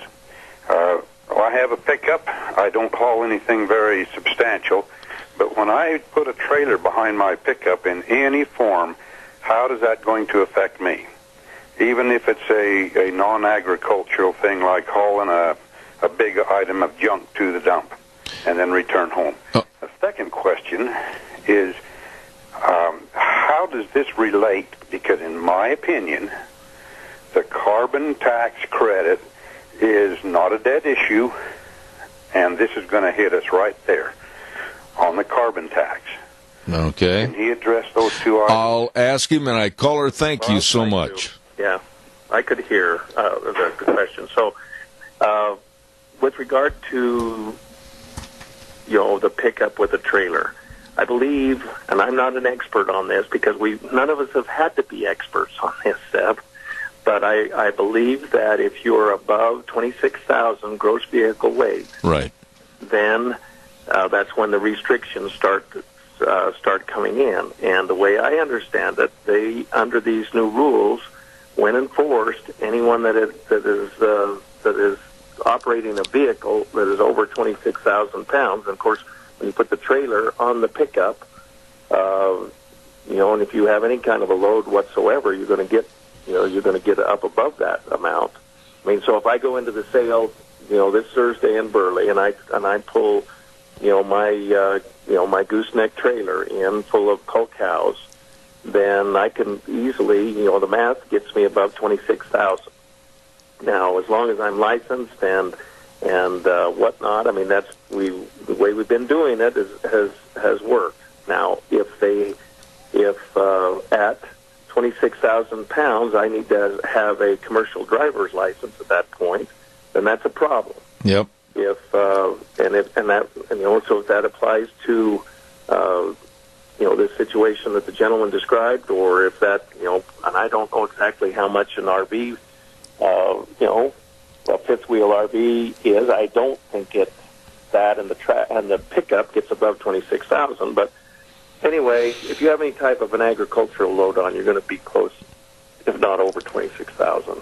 Well, that's what we're talking about. Address real quick, and I want to say this, and then address the second part of his question about the carbon tax. But, there's another caveat that they're trying to promote on this, Scott, that really bothers me, is that if you are sponsored by, let's say, Wrangler Jeans or a feed company or whatever, you're considered to be commercial if you're paying an entry fee to try to win money, and they're trying to hook people on this EDL law the same way. This is so insidious. There's so many different caveats. It's got to be stopped.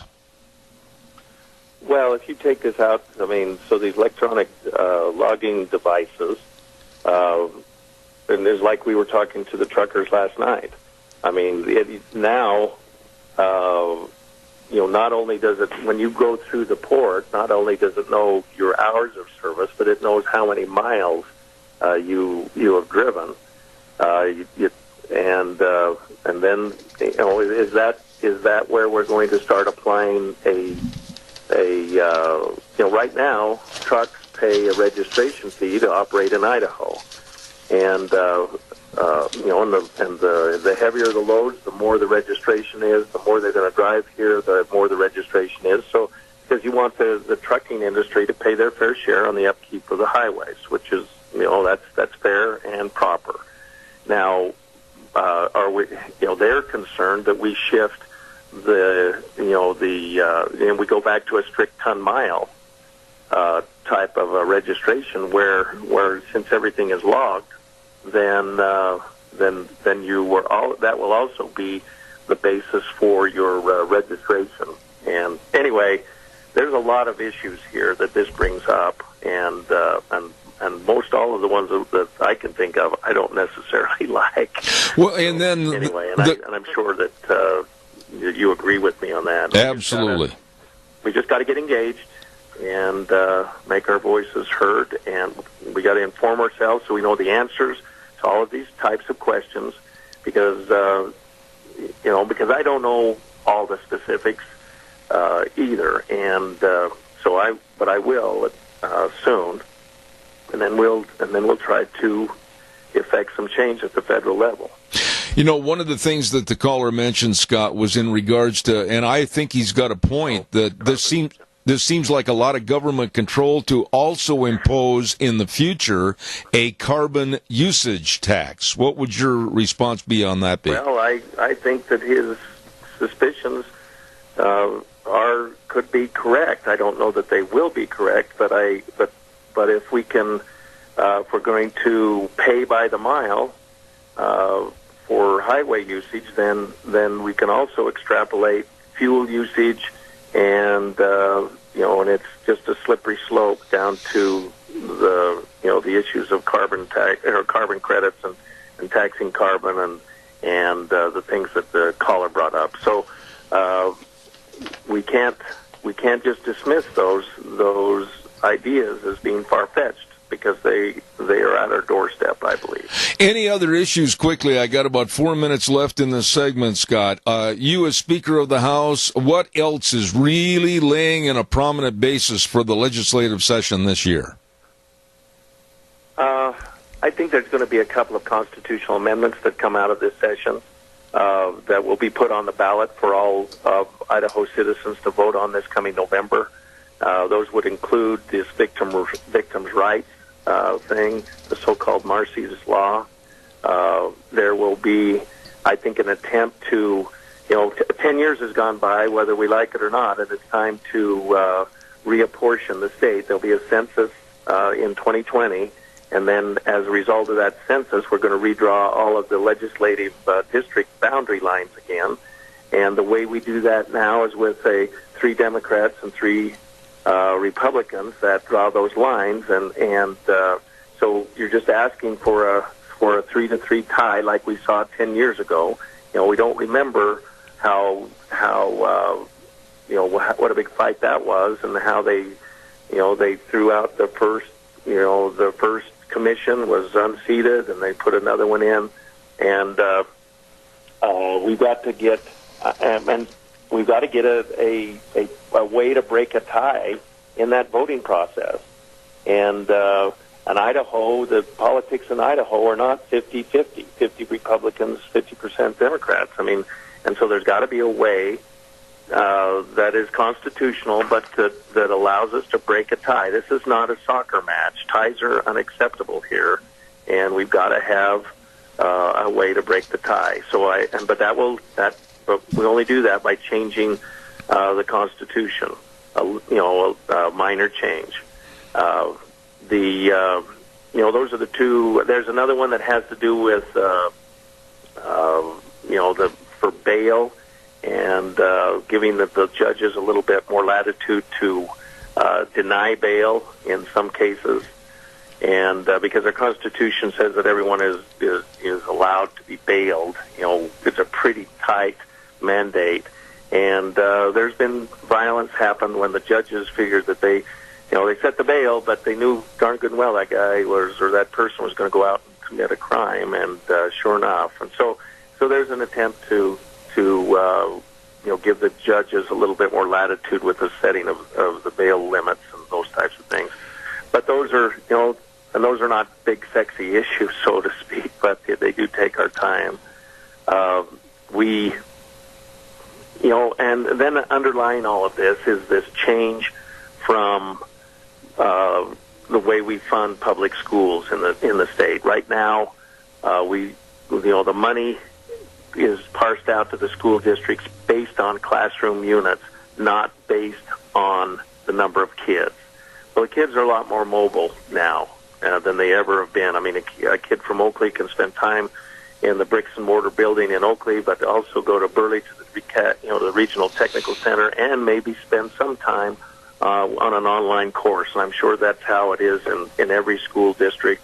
And but the way it is right now is where they start out in September is where all the money goes, and it doesn't necessarily follow them to some of these other types of these other ways that we deliver education now. So we're looking at that, and there'll be changes coming on that.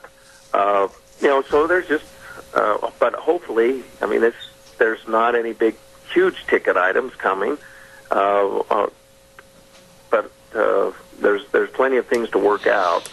But there's no headline grabbers, at least at this point. All right. Speaker of the House, Scott Bedke, dear friend of this program, very helpful. Scott, God bless you, man. Thanks so much for being on the Idaho Legislative Update, and we will talk to you probably on the 24th. All right. We'll see you there. All right. Thank you, my dear friend. Speaker of the House, Scott Bedke, on our Idaho Legislative Update for this morning, and brought to you by some really nice people that really care about the community and about the state and the surrounding states as they provide transportation services to Idaho and the surrounding states. Handy Truck Lines at 400 West, 100 South of Paul. Clay Handy and his operation very pleased to still be serving the businesses and all the communities as they begin their 90th year in operation. Thank you, Handy Truck Lines. Right now, let's get a weather forecast on quickly, and the weather brought to you this hour by Phillips Oaks, Goodwin, Crane and Company. Accounting services to the Mini-Cassia area for well over 50 years. And yes, it's that time. You've got to get your taxes figured up. I've got to get mine done. And they work and help you like they do us. They are more than willing to sit down and try to help you with all your tax return preparations, tax planning, payroll services, retirement planning, and so much more. They have offices in Burley and Rupert serving you, as I said, for well over 50 years. The best. Phillips Oaks, Goodwin, Crane and Company. And right now, here's Gina with the weather. Expect to scrape your windshield this morning. It's going to be chilly. Other than that, sunny skies for today, high of 40. Here's your weather forecast for Zeb at the Ranch. Yes, chilly morning. Currently sitting at about 14 degrees, so if you're going to go out anywhere, you're going to have some frost on your windshield, so scrape it. Again, like I said, sunny skies for today, high of 40. Tonight, mostly clear skies with a low of 29. Tomorrow, we do have a 20 to 30% chance of rain and or snow showers in the forecast. Winds are going to be picking up as well. Out of the west-southwest, right around 15 miles an hour. Winds could gust as high as 30 miles an hour, and we are looking at a high of 45. For tomorrow night, slight chance of rain or snow showers again. Breezy, and we are looking at a low of 28. For Thursday, mostly sunny skies, high of 40. Friday, sunny and 43.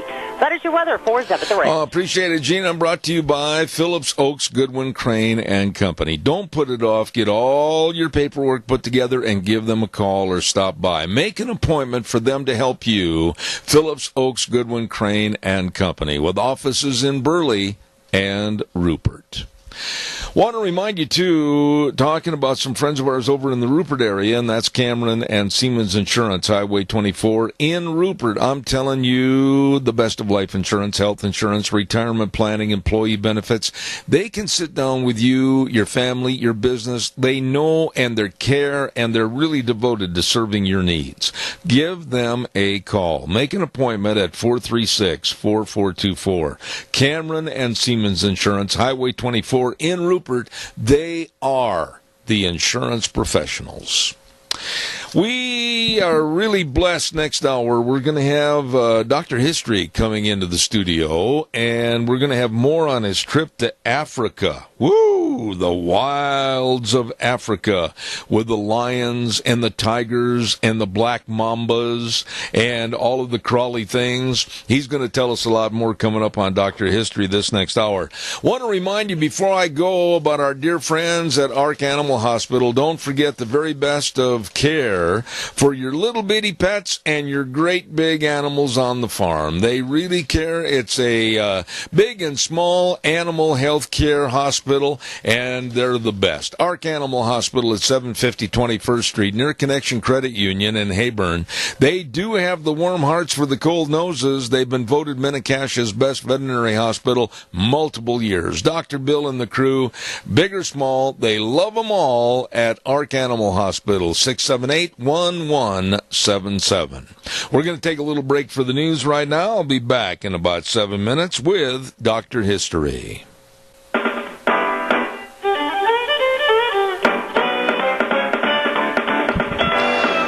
Well, we were sitting here having a friendly little chat, and all of a sudden a little bird landed on my shoulder and said, "Hey, you're on the air!" So I guess we better hurry up. Zeb at the Ranch, and of course brought to you by our major sponsor, your Magic Valley Les Schwab Tire Centers, all 7 locations serving you, and along with some of our great advertisers like Burley Physical Therapy and Rehabilitation. Hello, great people over there helping you get back to being you. Right now, without further ado, we started this conversation a week ago, and I was just absolutely enthralled with what he had to say. I mean, it was so interesting about Dr. History's trip to Africa, over there with the tigers that will treat you like a part of lunch, or black mambas that want to bite you and watch you wriggle in pain. I mean, Dr. History, good morning. Good morning, Zeb. How are you? I'm great. Is it nice to be home? You know, anytime you leave home for very long, it's always good to get home. I don't care where you go. I agree. So, but you know, last week I talked about going out into this village and spending 24 hours, and what a non-touristy thing it was to experience real life Malawi life out in a village. Yeah. And so I'm just saying, anybody that wants to experience that, it can probably happen. But if your idea of roughing it is Motel 6, you probably wouldn't like this. You know, really, I don't mean to stop you on your what you want to talk about this morning, but what about the sanitary conditions, the hygienic conditions, the sleeping conditions? Did you always have to kind of sleep with one eye open? No, we slept with mosquito nets over our beds. Yeah. Even in the hotels and in really? any place I stayed. And so we stayed in some very nice lodges. What about creepy crawly things? No, never had a problem. Didn't have a problem. No. But you were watchful. We were, yeah. So we're going to continue on this journey. After the experience in the village, we went with a gentleman down to a place called the Mageti Wildlife Reserve. I've heard of that. Okay. Yeah. We drove south for about 2 hours out of Blantyre, Malawi. We got into an open Jeep safari. It had a cover, but it was open all the way around. Okay, kind of like the John Wayne movie, Hatari. Maybe, yeah. So the big five that you want to see are the leopard, the elephant, the buffalo, the Cape buffalo, the black rhino, and the lion. So we saw... Not necessarily me, but maybe you did. But what an amazing drive through that park, that wildlife reserve. Okay, now when you say park, is it fenced or... No. Okay. No, well, part of it can be, but it's a huge, I don't know how many acres. I see. But we saw sable, impala, zebra, hippos, crocodiles. And I can tell you, Zeb, when we were sitting in there and the first elephant came crashing out of the brush and stood in front of us in the road. Like how close? I'm going to say like 20 feet. Oh, my laundry bill would have been up. I'm thinking, I hope this guy's got this Jeep in reverse. Really? They come that close? Oh, yeah. But, and actually a good friend of mine, he said that he saw a car that had 2 tusk marks in the hood of the car because the elephant was trying to reach into the open air thing on the top. What did the driver say about that? Nothing. We were fine. Well, where we were, it was fine. And the massive size of an elephant in the wild is just amazing. Give us a rough estimate how big he was. Oh, gosh. I don't even know how to describe him. 18 feet. Tall? Tall? Yeah. Maybe not that. And you thought Shaquille O'Neal was big. Yeah. But anyway, we saw these animals, and then we did a river tour thing on the Shiri River, which comes out of Lake Malawi and travels all the way south. But we saw hippos and elephants in the water. What about rhinos? We did not see any rhinos. They're hard to find, and lions are hard to find. Really? But the crocodiles, the hippos, the zebra, all those things. Now, the crocodiles would scare me to death. And we saw a few of them. So, anyway, that was an amazing deal. Now, one thing I want to point out, these can be very, very expensive, but because of our connections and because of going kind of in their slow time, this day cost us $45. You're kidding $45. me. I would have thought you would have said at least $350 to $500. Yeah. So the next day we went to a mountain called Mount Mulanje. Okay, it's 10,000 feet high. Oh my! And it's the third largest in Africa. And the difference between that mountain and the ones we have here, here we have the sawtooths that are gradually mountains all around. Yeah. This was like a big valley. And all of a sudden, this 10,000-foot mountain right in the middle of the plains. Is there snow cap on? No, there was no.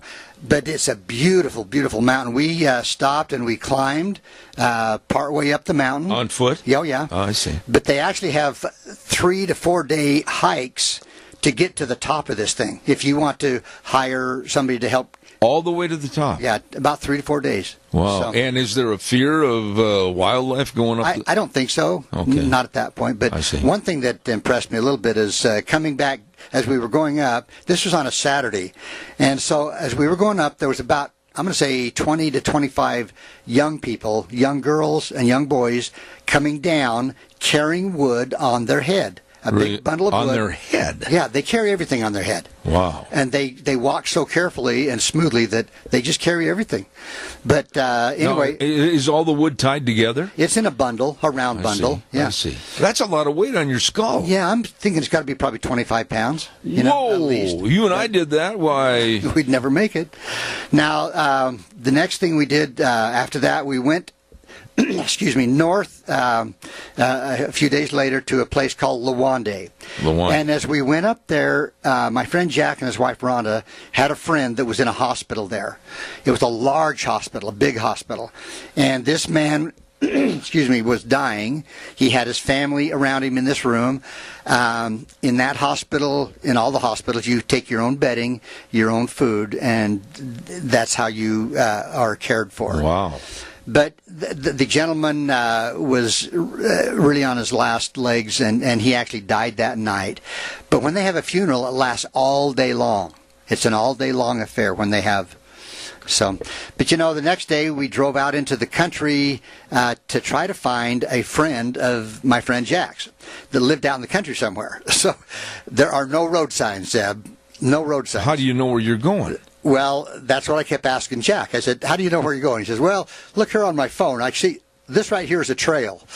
Uh-huh. And I thought, okay, Jack, here we go. So you're out in the bush. Yeah. That's what they call it, isn't it? And there's dirt roads. Dirt roads. And we want to get over to this other place, so there's this path. So he starts driving down this path. And I'm Luckily sure is there a lot of traffic? None. Out there, very, very low. That doesn't bode well if you break down. No. But we had a four-wheel drive pickup. But anyway, we got out to this farm of this guy named Dyson and his brother Benjamin. He was a farmer. They had a big maize garden, or corn. They had a leg-powered pump. No electricity, no running water. Again, a leg-powered I'm going to describe that to you. Okay, if you can picture two boards parallel with each other, okay, like two skis. Yeah. Okay, what you do is you step on it, and one goes down, the other one comes up and down, like that. And that's how they pumped water, what little they could, to their garden area. How long did they have to do that? He had 4 children. Oh. And I think they got a lot of exercise on They that were pump. some pretty stout-legged people. Yes. Anyway, from there on, we went up to another park called the Lawande National Park. And again, it's on the Shiri River. We did about a 45-minute boat ride up to this lodge, which was very nice. On the river? Yes. Okay. Very nice. And again, we did an open Jeep safari. Again, elephants, bamboos, pumbas, impalas. Whoa, what's a bamboo? Did I say bamboo? Yeah, you said bamboo. Well, I saw some bamboo. It was wild bamboo. How about a baboon? That sounds like it. Water bucks, elephants, just amazing birds. The Cape buffalo, they are so amazing to look at. This big old Cape buffalo. How close did you get to them? Or Those could you? probably 30 or 40 feet. Really? Yeah. Are they as dangerous as people say they are? We don't get out of the Jeep. That was see. number one rule. Uh-huh. Jackal, kudu, crocodiles, fish eagles, and then what was kind of neat. Fish eagles. It looks just like a bald eagle. It looks just like one. And they're called fish eagles. Yeah. But that evening, we stopped along the Shiri River and just sat and watched sunset on the Shiri River. It was beautiful. Now, when you say a river, how big is the river? As big as the Snake. As big and wide as the Snake River. Really? Yeah, it was big. But on the way back to the lodge, it was dark, and the driver stopped, and he said, okay, everybody just listen. And so it was absolutely quiet, and we just listened to the sounds of the birds and the animals. I mean, it was just amazing. Is it a lot like listening to the old TV show Rama of the Jungle? I don't know. I've never... With all those birds going... Whoa, whoa, whoa, whoa, whoa, whoa. Lots of sounds. Really? Lots of sounds. But anyway, so we went back to this lodge, and we actually had little chalets that we stayed in, separate chalets. Nice. Ours overlooked the Shiri River. We could see hippos out in the river. It was really romantic for me and my brother. You're... Okay. No, I'm not touching that line. Anyway, it was really a nice lodge. Food was great. Now, wait a minute. Food. I had a caller last week after the show. Okay. And they said, would you have Dr. History talk about the food? Were you concerned about eating the food? You know what? Not really, because the places we ate the food was great. Now, when I was out in the village eating their food, I was a little concerned. But out in the restaurants, the lodges, the food was great. What is it? Mostly fish, chicken, rice, chips. No beef, though, huh? Yeah, beef. Well, there was. Yeah, about almost anything you'd want. So, anyway, after that, we went up to a lake called Lake Malawi, which is the third largest in East Africa. It was discovered by the missionary explorer Dr. David Livingstone about 150 years ago. Dr. Livingstone, I presume. Yes. And get this, Zeb, it's 360 miles long. This lake? This lake, 47 miles wide. Okay? Okay, to give us a perspective, 350, that's like from here to... past Baker, Oregon. Yeah. Wow. It's a huge lake. So anyway, we did a boat trip out on this. We stayed at a place called Monkey Bay. Beautiful little bay, again, in a nice little lodge there. Did you see a lot of monkeys? We saw a few, yeah. Did you? But the thing was interesting. We went out on a small boat out in the lake, and the guy that was taking us stopped. There were men out there fishing in these little wooden-type canoes that they had carved out of a log. Oh, boy. Okay, so he pulled up next to a guy and got about a half a dozen of these fish that were about, 4 inches long, 5 inches long. Like our panfish. Yeah, just a small fish. And he said, I'm going to feed the eagles. We thought, okay, let's see how this happens. But he pulled around and he stopped, and we weren't too far from shore, and we could see a couple of these big eagles up in the trees. So he stood up and he threw this fish out into the water, which was dead, and then he whistled. And sure enough, this eagle came down and swooped and caught that fish. I mean, just amazing. Wow. Pulled it right out of the water. And they call those fish eagles. Fish eagles, yeah. Which, again, look a lot like ours. Really? Yeah. Now, we went to eat at a really nice place. Again, great food. And we ran into 8 German medical students who were there for a month-long medical tour thing. And they described some of the rough, difficult things that they saw in the hospitals there, because, again, you might be going along and the electricity will go off. They might have a generator, but if nobody knows how to start it, it was kind of a heart-rendering thing to the care that they get there, which is minimum. Yeah. But they do surgeries, Zeb. Really? Yeah, and things like that. But let me ask you, you say to go to these nice places and everything. Was it tux and tie? Just jeans, you know. Just jeans? Oh, yeah. Really relaxed, huh? Yeah, very good. Now, I wanted to get to this part, Zeb. The next day, we went to a refugee camp, okay? 7,000 people in an area that I'm just going to guess might be maybe 60 acres. Maybe only 40. 7,000 people? 60. It was hard for me to judge because in the middle of it, maybe 80 acres. I don't think it was that big. Wow. Now, excuse me, a lot of these, about 80%, were from the Democratic Republic of the Congo, where there's infighting and one thing and they were forced to flee to save themselves, because if you didn't join one or the other, you died. Okay. I met a man who was kidnapped up there. He was taken, held hostage, and basically was told, you join one or the other or whatever. And anyway, they kept him for a while, and his family, wife and 3 kids, escaped and made it to this refugee camp that I'm talking about. Well, last November, he showed up at the camp, and he was so grateful, and his family, because they thought he was dead. Oh, that's usually what happens. Wow. But what happens when they pull into this refugee camp, there's no place for them to stay. So now I always pictured a whole bunch of tents. Isn't that what you picture? I can see in my mind's eye just tent after tent after tent. No, that's not the way this is. They get in there and they make their own bricks from the clay. They build a house with a thatched roof. 7,000 people on maybe 60 acres? Maybe bigger. But they are tucked in really tight. I mean, the houses, rooms, gosh, Seb, I don't know, the room that we're in right here, maybe as much room as they had. In the whole place? Yeah. So they'd have maybe 2 rooms, maybe 3. Wow. Dirt pathways in between the houses, all next to each other, just crammed in. It was... And they have to build their own living quarters. Yeah, if they're going to stay there. But what about, I guess everybody's thinking the same thing I am, what about the restrooms and that type of thing? I don't really know how that happened. But the thing I found interesting, Zeb, is that there were some church buildings on this refugee camp. There were some, I think, I want to say the Methodist, I think the Seventh-day Adventist, maybe Baptist. They actually had built churches for these people to go to.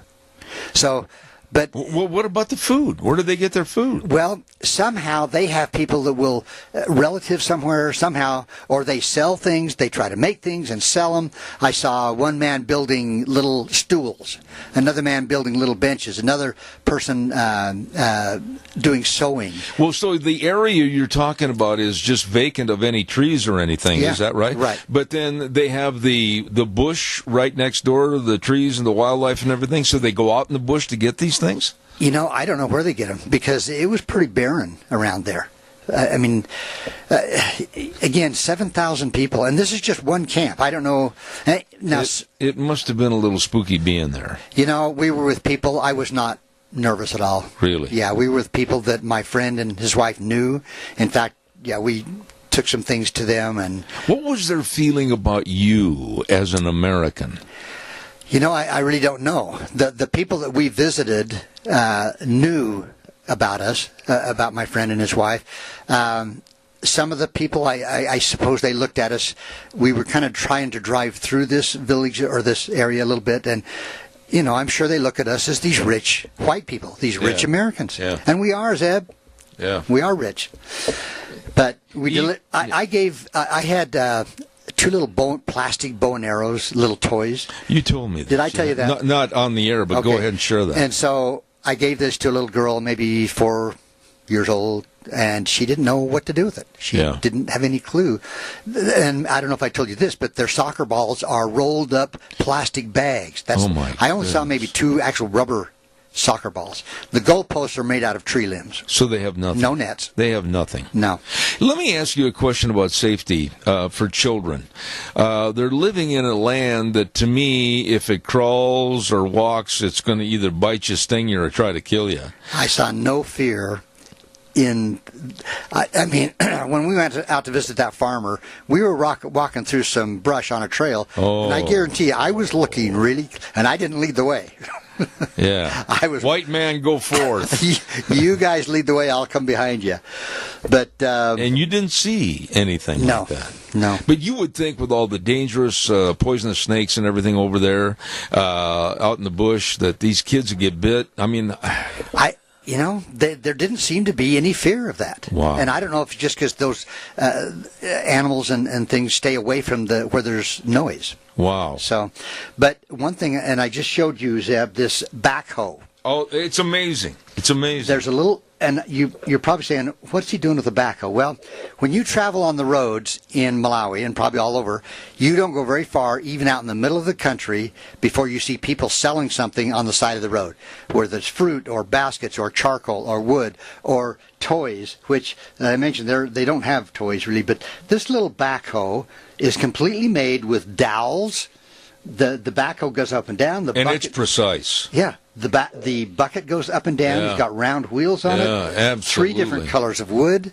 And then I showed you, too, Zeb, these carvings of elephants, rhino, lions, and all out of ebony, which is a very hard wood. Are they educated people, even though they don't go to school? I mean, they do. They are they go 1 through 8 is what they call it. Yeah. And it's not necessarily by age. It's if you pass, then you advance to group number 4, 5, 6. I see. To go on past 8, that requires even more passing. I see. So you literally could have somebody 17, 18 in the 2nd grade. Right. Well, yeah, not usually though. Okay. Did I tell you about the vans last No, we've got about 2 minutes left. Okay. We might have to extend this another week. Well, I'm fascinated by this. That's pretty much it, Zeb. But just the hard labor. I don't know if I told you, but the vans, the way they transport each other, they get these vans from Japan that are like 200,000 miles on them. Yeah, they're worn out. Yeah, and then that's how it's kind of like a taxi service. Let me ask you this. You're a very caring and sharing individual. I've known you for, 15 years. What did you take away from this trip that absolutely is going to stick with you the rest of your life? I think one of the most important things is that happiness is not really gauged on what you have. Happiness comes from enjoying life. When we were in that village, Zeb, those children were laughing and running around. And when I'd pull out my camera, they would jump in front of me to get their picture taken, just laughing and having a good time. Really? And there was a group of about 6 or 7 or 8 older ladies, and I was trying to talk to them, and they would say the Malawi word, and I would try to repeat it back terribly. They just laughed and howled at how bad I was trying to say. What about the care for their senior citizens that can't contribute to the community? I only saw a few older people, but I think it's like a lot of places. You just live, and your children and grandchildren just help take care of you. Are you glad you went? I am glad I went. It was an amazing experience. You had some trepidations before you left. I did. I was glad to have my brother with me. Because he was with me, we were able to do some things I probably would not have been able to do. Yeah. So I appreciated my brother Stan from Boise going with me. And, the 42 hours traveling back home was a little long. But a little? My. When I looked out the airplane window and saw New York City, I thought, welcome home. JFK, here I come. JFK. Listen, it was fascinating. And if you want to continue this next week, feel free. It was just really interesting. Thank you. And if anybody has questions, just go to my webpage, dr-history.com. And if you have questions, just make a comment and I'll answer you. Great guy. Dr. History, the time went way too fast. I want to quickly remind everybody, on Thursdays, we have another interesting segment called Cassia County School Days, brought to you by A Child's World at 1308 Overland in Burley. They're celebrating their 15th birthday right now. Come in and spend $25 and choose a free book or stuffed animal. Oh, my goodness, and they've got already the spring dresses have started to arrive at A Child's World, 1308 Overland in Burley, along with the Ambulatory Surgery Center at 1344 Highland in Burley. Number to call for your outpatient surgeries. See how they can save you money. 677-8888. Great doctors serving you at the Ambulatory Surgery Center, along with the other sponsor, A Child's World, bringing you school days in Cassia County on Thursdays at 10:10. Right now, we're going to send it back over to our main studio for about 3 minutes. I'll be back. And now, back to Zeb at the Ranch on AM 1230 KBAR. To reach Zeb, call 436-2244 or toll free 1-866-927-4587. And now, here is Zeb Bell. Oh, thank you very much and welcome back. Very, very interesting with Dr. History this morning. Wow, I mean, that trip to Africa. I can tell you this, and I don't think he'd be offended. Before he left, about 2 weeks before, we were talking about his going to Africa, and he's, I don't know if I really want to go. He had some trepidations, which I would, a lot of people would. And you can just see his eyes light up when he talks about that trip and about the people he met and everything. It must have really been a wonderful opportunity. Hey, by the way, speaking of wonderful opportunities, tomorrow night, Valentine's Day, take your lovey out to the Dry Dock Restaurant at 181 West Highway 30 in Burley. Oh, my goodness sakes, and try the New York steak special with the shrimp or the salmon special with the shrimp. Oh, and all the goodies that go along with it. You're going to love it. The people are great, the service fantastic, and the meal, knock your socks off, delicious. Dry Dock, give them a call, make a reservation, 678-2628. Wishing you and yours a very happy Valentine's Day. Right now, let's go to the phone line. And we, I think, had this gentleman on the program maybe 3 weeks ago.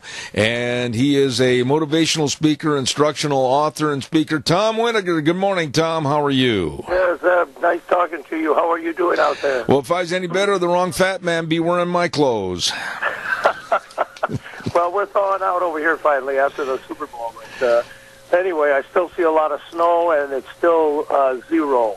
So, oh, my goodness. We love it, right? We love it here in Minnesota. Well, I went to college in Minnesota, and I lived right on Lake Street, and I'll tell you what, that has to be, in memory, the coldest place in the universe in the wintertime. That's right, and it's growing like mad, so it's just crazy. People just love this cold. Kills the bugs. No, I sure do. Well, any bug would be crazy. They're staying down in Tallahassee, Florida, not up in Minneapolis, I'll tell you that. Tom, tell us a little bit about your new book that you've got out. Yeah, thanks. The book I wasn't going to write that I ended up writing, and now it's like hotcakes, you know.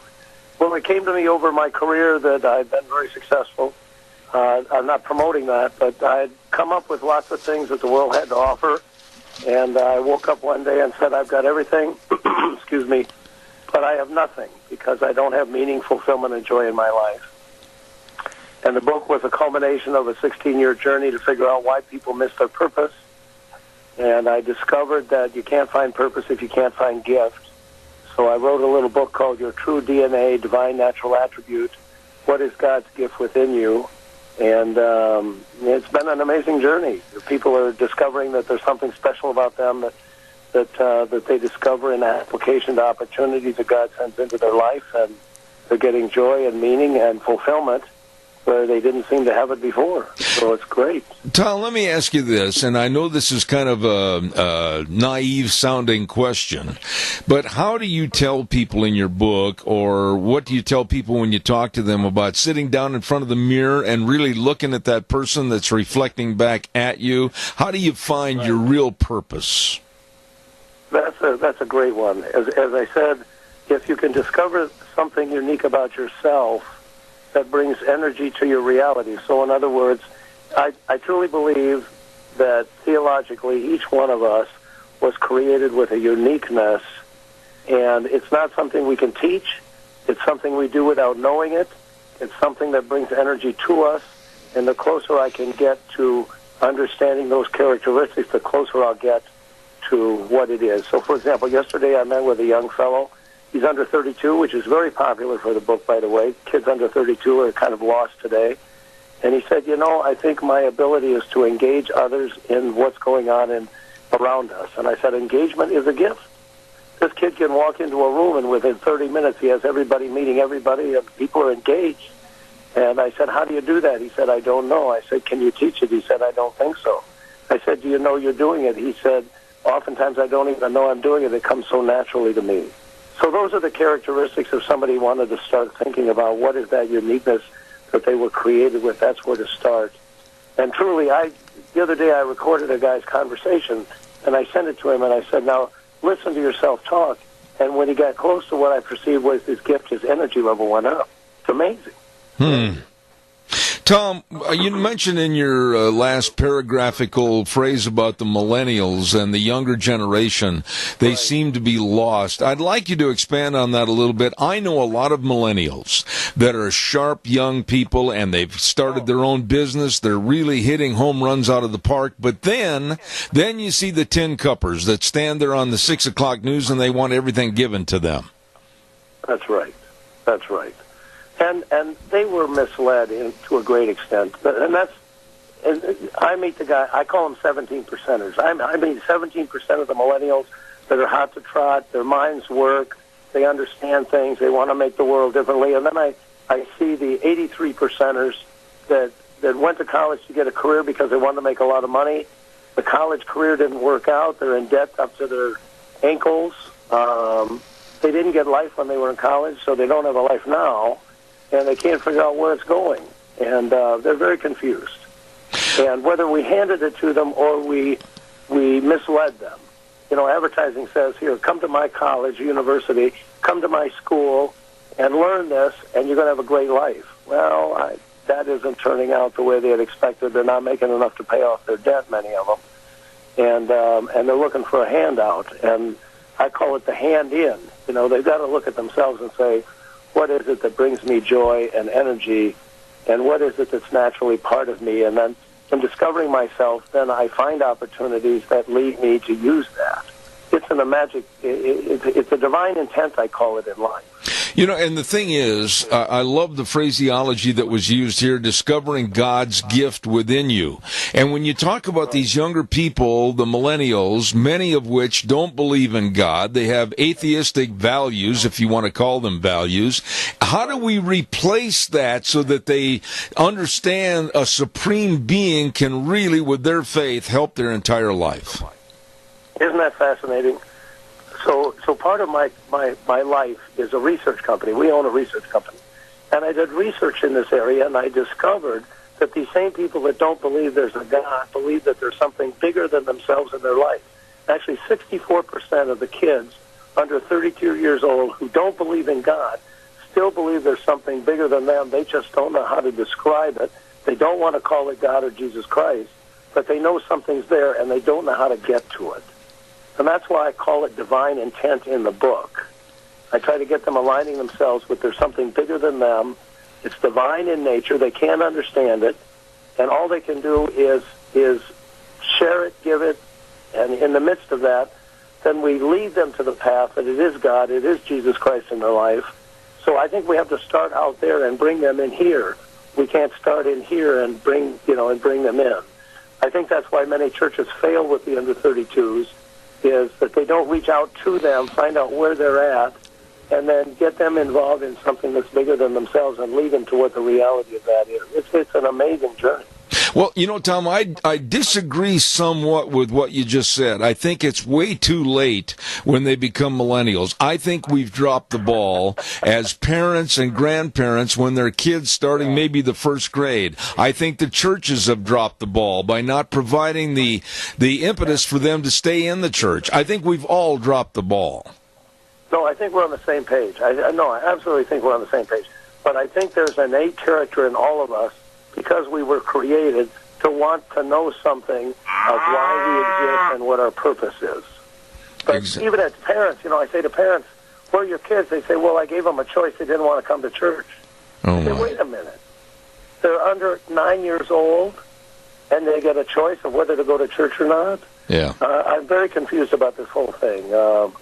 We raised our children third pew, right-hand side every Sunday at 9:30, and certainly they've wandered a little bit, but they're 28 years old, and when we talk about faith, they can talk about it. You know what I mean? Absolutely. We've missed it. Absolutely agree. We have a caller with a question. Go ahead, caller. You're on the air, please. Well, when you talk about churches, the other day, I guess it was Tucker Carlson had a minister from a church in Washington, D.C., and they were God was going to not be a non-gender. He wasn't going to be man or female, man or woman. And you see, across this nation, churches are trying to entertain to keep their numbers up. Right. They don't want to offend. But you see, God is not gray. And God exists, and there's tons of evidence to prove it. But, God is black and white. And this kind of thing is, I think it leaves our young people, millennials, wondering, what kind of leadership is going to do this. It is what it is. And, whether or not you're baptized under fire or not, one day the millennials will realize what is what, I guess, and let's hope it's not too late. Go ahead, Tom, respond to the caller, please. Well, I think it's a great statement. I think, there's a number of things, and I appreciate your question. So there's a number of things. When truth becomes relative, that means it's your truth and my truth, but there's no truth. Young people are very confused in that. They need to know what truth is. And as we wander as churches away from the truth, and make it relative to everybody because we want to just fill the pews, so to speak, we confuse these people. I went back to school. I have a master's degree in Thomistic moral theology, which means Aristotle, Thomas Aquinas. It's not important, but I discovered that there are certain truths you cannot change, and truth owns us, which means eventually truth wins. It has to win because it is truth. And what you're talking about, this gender-neutral thing, is not truth. It's not truth. We were created as we were created to co-create people, babies, to co-create, to raise a population that is imbued with the understanding of God. And the farther we get away from that, the more we confuse people. But as Thomas Aquinas and Aristotle said, the farther you get away from truth, the tougher truth gets for you, and there will be a swing back. But you and I need to live truth. That's the thing. Each one of us needs to live the truth of common understanding and belief in the reality of God's created nature to force the world to deal with it. I think we're in a good time, though. I'm very excited about these times. More people are talking about more things that we hid before. And I think when people converse and the tension goes up, truth wins. It doesn't lose. And I think we're going to see that over the next decade. I spoke to 80 young people the other night, 80 young adults the other night, and I was so taken. They don't want entertaining churches. They want liturgical churches where there's some liturgy that opens their reality to a transcendent relationship with something bigger than themselves. And these kids are sharp, and they get together every month. I was just so taken with them. And they're not crazy. They're looking for the truth because they're confused. Their parents confuse them. Society's confusing them.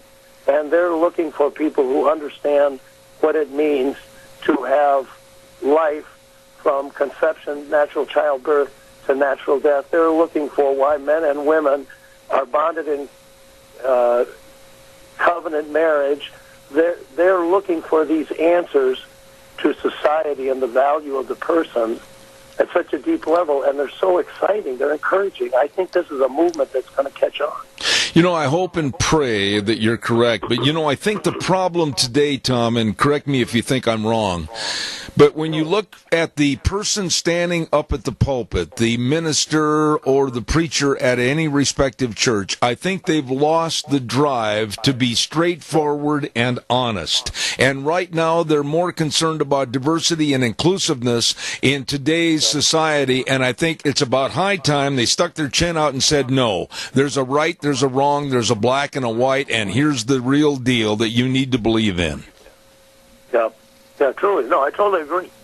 The guy, the preacher, man or woman, who's preaching to fill pews, who's preaching to create a movement that has nothing to do with getting people to eternal life and God, are going to fall by the wayside over this, because eventually people can be entertained to death in church, but they need to be liturgicalized. They need to understand that there's something bigger here and what it means to live a life to get there. Absolutely. I think there's going to be a swing. It's like the rivers get polluted, the ditches get polluted, and it's like we have to wait until it's so polluted that we swing back the other way. But here we are 2,000 years after Jesus Christ, and a third of the world is Christian. A third of the world is committed to the reality of Jesus Christ at some level of their practice. And I think about 2,000 years, well, thank God it was in God's hands, not in ours. Absolutely. Tom, let me ask you this. What do you think personally of the movies that have come out, like The Passion of the Christ, and then also this new one that's scheduled out, Paul, Apostle of Christ? What do you think of these, and how close to biblical fact are they? Well, I saw The Passion of the Christ, and I thought from a crucifixion standpoint, understanding historical Jesus as best I can, that it was probably the most dramatic expose of the suffering of Christ. And I think it was good. It wasn't, it was done in a language that most of us didn't understand, and so it forced us to get involved in the deal. Whether it was totally historic or not, whether there were robbers on both sides of him as he was crucified, all this stuff. But look at the effect it had on a world that needs to understand the reality of what Jesus brought. So I think it's huge. Whether it was, historically correct, I think the challenge is how theologically correct is it, and yet we just maybe understand the high points of it, and we don't get that deep. But it was a big movement. Look what's happened to Hollywood since then. You've got these movies about the reality of God in our lives. There's been a bunch of them. And they get high ratings. I mean, they get 4 and 5 stars. And that tells a story, too. So I think there's a swing here. Here's my concern. If you don't know your gift in your life, how do you know the mission of your life? If the movie only looks at the crucifixion and it doesn't look at the mission of Christ, because I don't think it portrayed the mission of Christ in saving us and opening our path to God the Father. That was not in the movie. The movie was about the gruesome crucifixion of God made man to do something to make the world a different place. Can we get back to the mission in the next movie? I think that they've committed now that there's another movie. Yeah. Mel Gibson and the group. Can we see the mission of Christ to redeem us in the movie, not to just suffer for us? I think that would be very powerful. But then I'm just a little voice crying in the desert, I'm like St. Anthony. You know, the thing that I want to end with here this morning is that each and every one of us is a different person. Like you just said in the cover of your book, your true DNA. And we've all got the potential to find out really what's inside of us to be happy and have a fulfilling life. And I feel pity, I really do, and sadness that people sit there all their lives and they never really look within themselves and try to do the best they can do. Right, that's right. And that's why I got the publisher to commit that any one of your listeners can get a free copy of the book for the price of shipping and handling by just going to yourtruedna.com. You can order the book. It's a few dollars for shipping and handling, and they can read through the 10 passages that take you in the book to understanding surrender, take you to understanding your gift, take you understanding opportunities that you apply that gift to that bring you energy and joy and meaning in your life. So we can unite our gifts in a common thrust of community in this world. So, well, I want to say how happy I am to have you back on my program. You're a great gentleman, the author of Your True DNA, Tom Winiger. God bless you, and come back again. Thank you. Thank you. Yeah, bye-bye. What a nice gentleman, and very articulate about finding and discovering God's gift within everyone. I love that. Oh, my goodness. I've got to get a weather forecast on here. Now, I set these papers over here and covered up all the papers regarding my next weather forecast. Voila! I found it. Scarro's Meats with Don Scarrow and the crew at 331 North Road, Jerome. Oh, boy. You can go to their website, scarrowsmeats.com, and just see the list after list after list of all the delicious meats over at Scarro's Meats. The bacon. They've got different kinds of bacon. They got a new one called the buckboard bacon, leaner and more economical. And then they've got all the breakfast sausages and the bratwurst. I love bratwurst. I've converted Deanne to love bratwurst too. And then, of course, the smoked hams and the marinated prime ribs. The list goes on. Delicious meats from Scarro's Meats. 324-7657, the number, and they're located at 331 North Road, Jerome. Right now, here's Gina with the weather. Expect to scrape your windshield this morning. It's going to be chilly. Other than that, sunny skies for today, high of 40. Here's your weather forecast for Zeb at the Ranch. Yes, chilly morning, currently sitting at about 14 degrees. So if you're going to go out anywhere, you're going to have some frost on your windshield, so scrape it. Again, like I said, sunny skies for today, high of 40. Tonight, mostly clear skies with a low of 29. Tomorrow, we do have a 20 to 30% chance of rain and or snow showers in the forecast. Winds are going to be picking up as well. Out of the west-southwest, right around 15 miles an hour. Winds could gust as high as 30 miles an hour, and we are looking at a high of 45. For tomorrow night, slight chance of rain or snow showers again. Breezy, and we are looking at a low of 28. For Thursday, mostly sunny skies, high of 40. Friday, sunny and 43. That is your weather for Zeb at the Ranch. I appreciate it. Brought to you by Scarro's Meats, 331 North Road, Jerome. Changing the way we eat, one delicious bite at a time. Scarro's Meats. Holy cow. Tomorrow, as I said, Ash Wednesday, the first day of Lent, and also Valentine's Day, to be with your lovey and just enjoy each other's company. And by the way, I know some great places that you should consider going to for Valentine's Day or in the near future, like the Haight Home and Breakfast, Home Bed and Breakfast at 215 East Poplar Street in Oakley. I did not know about this place, and they were so gracious, and they said, come on up and stay with us. The Haight Home Bed and Breakfast is a journey into the past, and you can enjoy historic Victorian beauty. Get away from it all. Call for reservations and enjoy the relaxation of the Haight Home Bed and Breakfast, 215 East Poplar Street in Oakley, 862-7829. And also, don't forget, for all the weddings and the receptions and the business meetings, family parties, class reunions, Sweetheart Manor. Beautiful place at 217 South Highway 27 in Burley. Brenda and Ellen Olson are the owners. This is really quite a place. You're going to love it. Newly landscaped garden with outdoor sound sound system and everything else at Sweetheart Manor. Just a little bit south of Burley, 678-8692. And don't forget, go out to eat and enjoy at the Dry Dock Restaurant, 181 West Highway 30 in Burley. Delicious. Call for reservations, 678-2628. They've got a special of a New York steak and 3 tiger shrimp, or a 6-ounce salmon and 3 tiger shrimp, all the way tomorrow night, and then Friday and Saturday at the Dry Dock, 181 West Highway 30 in Burley, and the number 678-2628. And those are some great things to remember for Valentine's Day.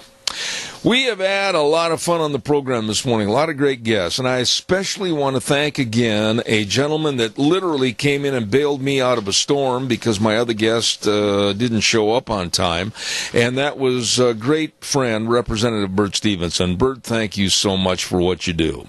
Our major sponsor, of course, your Magic Valley Les Schwab Tire Centers, and the big Founders Celebration is going on right now in honor of Les Schwab, and it's at all 7 locations. Great tire buys, and you stop in and see them today, along with the free brake check to make sure your brakes are good and going to go whoa when you go whoa. Free pre-trip safety check. I'm telling you, they really care about your driving safety, because at the Les Schwab Tire Centers, doing the right thing matters. Along with the best in front-end alignment, shocks and struts, and of course the best in batteries, they do it all at all 7 locations. Lane and Rupert, Dave on Blue Lakes and Twin, Mike and Buell, Mike and Jerome, the Twist family in Paul, Daniel on Poline in Twin Falls, and my buddy Randy on Overland in Burley. The best.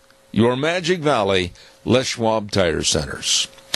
What have we got cooking for tomorrow? Well, we've got Dave Bigo and hopefully James Taylor with the Heartland Institute.